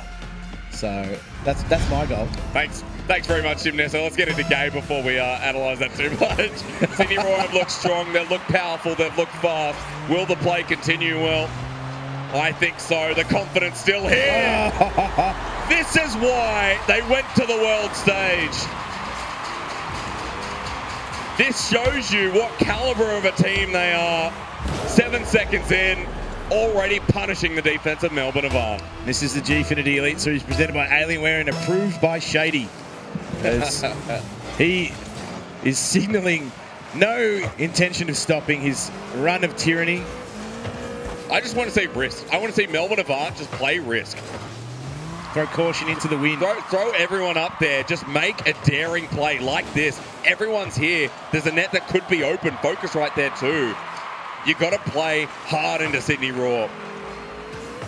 And it looks like that was kind of the play that gave us a bit of an understanding of how it could go. CJ's still in front of this net. Shady's gotten it over him. This is an open goal if they find Express with a pass instead to CJ. You think they'd just shoot, but that's the unexpected plays that come through from Sydney Raw. It's the confidence too, knowing one another that they can make those plays, have someone on the receiving end of the pass is really playing into their advantage right now. But a moment there where Melbourne Avant could have snuck one back.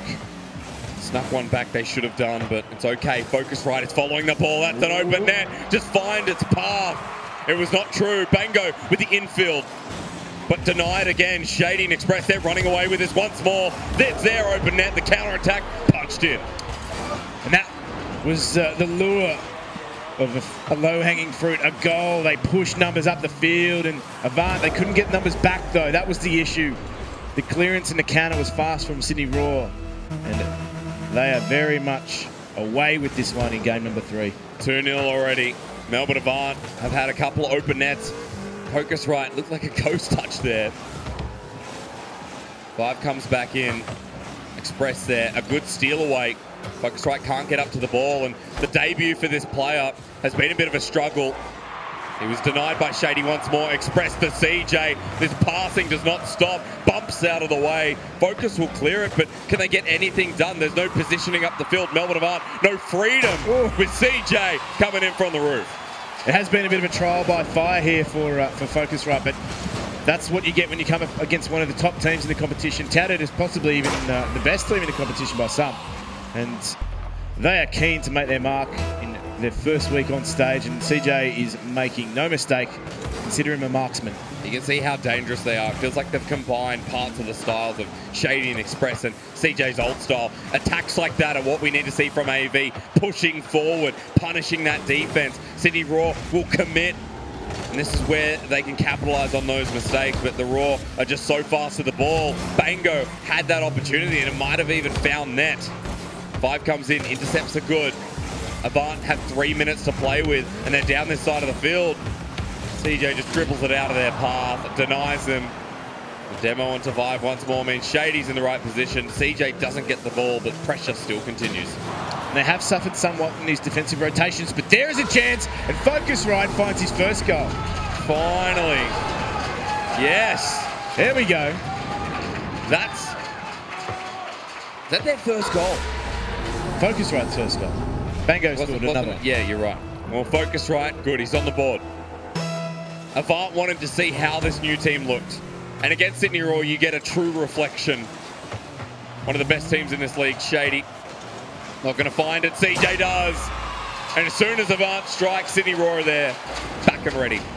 Yeah, they did not sit on that one for long. Shady, that could have been the one, but Express just looking for CJ at all moments. And you can tell these guys are always looking for that next pass, always looking for that passage of play, but they're also selfless too. They're not necessarily taking shots, they're looking for passes as well. And that's the mark of a great team.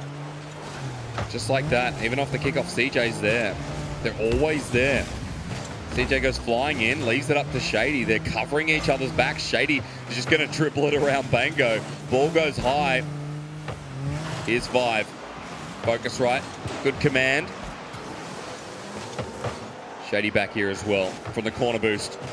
He'll pop it up over to CJ. There's a demo on the backside as well. 5 back into the goal square. Come on, Avant. Pass it around. There's the steal through. The net might be open. Bango comes into command and just denied each and every time. Now with a couple of those demos, CJ just playing with fire. The ball sinks through.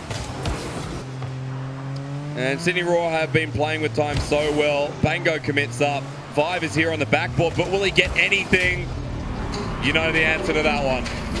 Sydney Raw, they are heavy hitters. And right now, that backboard is being peppered. Look at that wicked smile. He knows what he's done. The smile of a man who knows he's gotten away with something. Well, a massacre in the making, but for Melbourne Avant, moments of weakness being shown, but also moments of strength. CJ gets blocked by Express, funnily enough. And Shady hitting the angle right. That bounces towards net, saved only just by Focus Right. Just trying to get it through 115. And for Sydney Raw, what this means is 2-1 moving forward. Melbourne Avant will be 0-3. For Melbourne Avant, it could end right here. 0-3 doesn't feel like it's enough to make top 4. It might just secure Sydney Raw in those positions moving forward. And you can see why. Clean plays like that, they deserve to be here. This is week 3. This is some stiff opposition for Melbourne Avant. It was really a do-or-die week for them, and it was always going to be a difficult ask, particularly against returning champions such as Shady and Express. Yep. But they have flexed here, Sydney Raw. They certainly have flexed, and they are not letting Melbourne Avant off the hook whatsoever. Yeah, they had a few moments in game number 1 where they looked like they were just maybe taking a little bit easier, but Melbourne Avant, they have snuck a few goals back here and there, just like that. But 40 seconds left, 4 goals to deficit. I don't know if this is doable, even by the best of teams. Look, Jim, I'll be honest with you. You know, like a mother explaining to a daughter or a son, you know, about the meaning of life. This is going deep, I can tell. It just doesn't matter. You know, and Melbourne Avant, they put up a good fight here in the last game. But again, it won't matter in the grand scheme. Right in front of net, the defense still strong. I might have turned head if they could start putting that pressure on once again, but Sydney Raw have gone into defensive mode just to cut their losses, or any losses in that matter. And I think the thing for Sydney Raw is they've kept it 100, just like their boost meter all game. They never, ever looked back. They didn't. They looked clean, Jim Nesso. Melbourne Avant almost score an own goal, but that doesn't matter. Sydney Raw are looking strong with a 3-0 over AV. And, I mean, in terms of what they put on the board as a performance, clinical from start to finish. They never really let Melbourne Avant get back into it. There were a few moments where Melbourne Avant did get away. They did get some breakaway goals, but that was just because Sydney Raw were pushing numbers, looking for goals of their own. I think for Sydney Raw, though, this is the step forward. You talked about next week and the hype matchup that's going to follow. Sydney Raw next week, that matchup against the Chiefs, that's going to change everything. It is, and you know, Sydney Raw are going to have more sleep this time. Obviously, only coming back from the World Championships on Wednesday. Yeah, jet lag was a factor. Obviously, earlier in. I mean, CJ lives over in Tasmania, so there's a bit of jet lag between there and Sydney. Yeah, that's jet lag on its own. Yeah, over down in the Atlantic. Anyway, that's enough from us, Jim Nesso. A big thank you to you as always. We are going to throw to Ash, who's standing by with Express. Hey guys, thank you so much, Express. Congratulations on an awesome win, 3-0. It's great to have you back for Season 2, right off the back of Worlds. Is it great to be back? It's awesome to be back. It's it's a lot of fun out here. We get to bring back some experience from America, and yeah, it's a lot of fun. Well, yourself and Shady, you played for Order last season and you took the win. Are you going to do it again, but for Raw this time? Definitely, definitely. So it's great to see you playing with CJ. CJ, I know you guys have played a little bit together outside of Gfinity. What's it like playing with him here at the Gfinity Elite Series? Oh, he's awesome. He's our hype man. He's a lot of fun. He's just always getting us up no matter the situation, and yeah, he's just amazing. Well done today. Thank you so much. Thank you. Over to you, Luke. What an absolute dominant display there. I mean, if there are any contenders apart from Chiefs, it's got to be Raw right now. That was huge, right? It was massive. And even in the off-season, they were big. They were the ones to take down the Chiefs. This really felt like the warm-up for Sydney Raw going into Chiefs next week. That is going to be the big battle. But the entire time, Sydney Raw just felt completely on top of Avant. There was nothing they could do, and even though Focusrite did have a great first series, 2 goals right in that last game, series, it just wasn't enough. Yeah, but shout out to Focusrite. He definitely gave it a red-hot go. And I mean, what a team to go up against first time.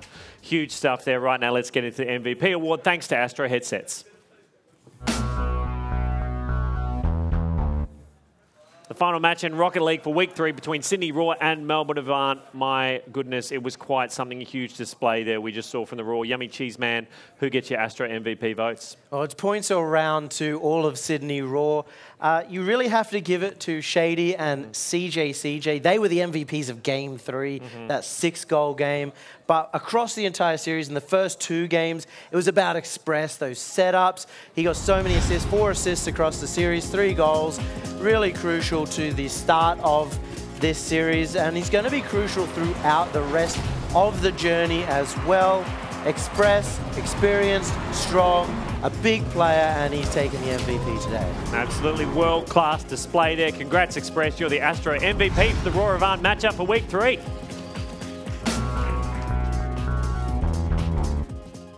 Righto, guys, this is the results from how it's all played out here today at Rocket League. Let's check it out. We've got Sydney Chiefs. Yeah, so we've had 2 3-0s. We opened with a 3-0, we closed with a 3-0, and a bit of a closer match in the middle. Melbourne Order took down Perth Ground Zero.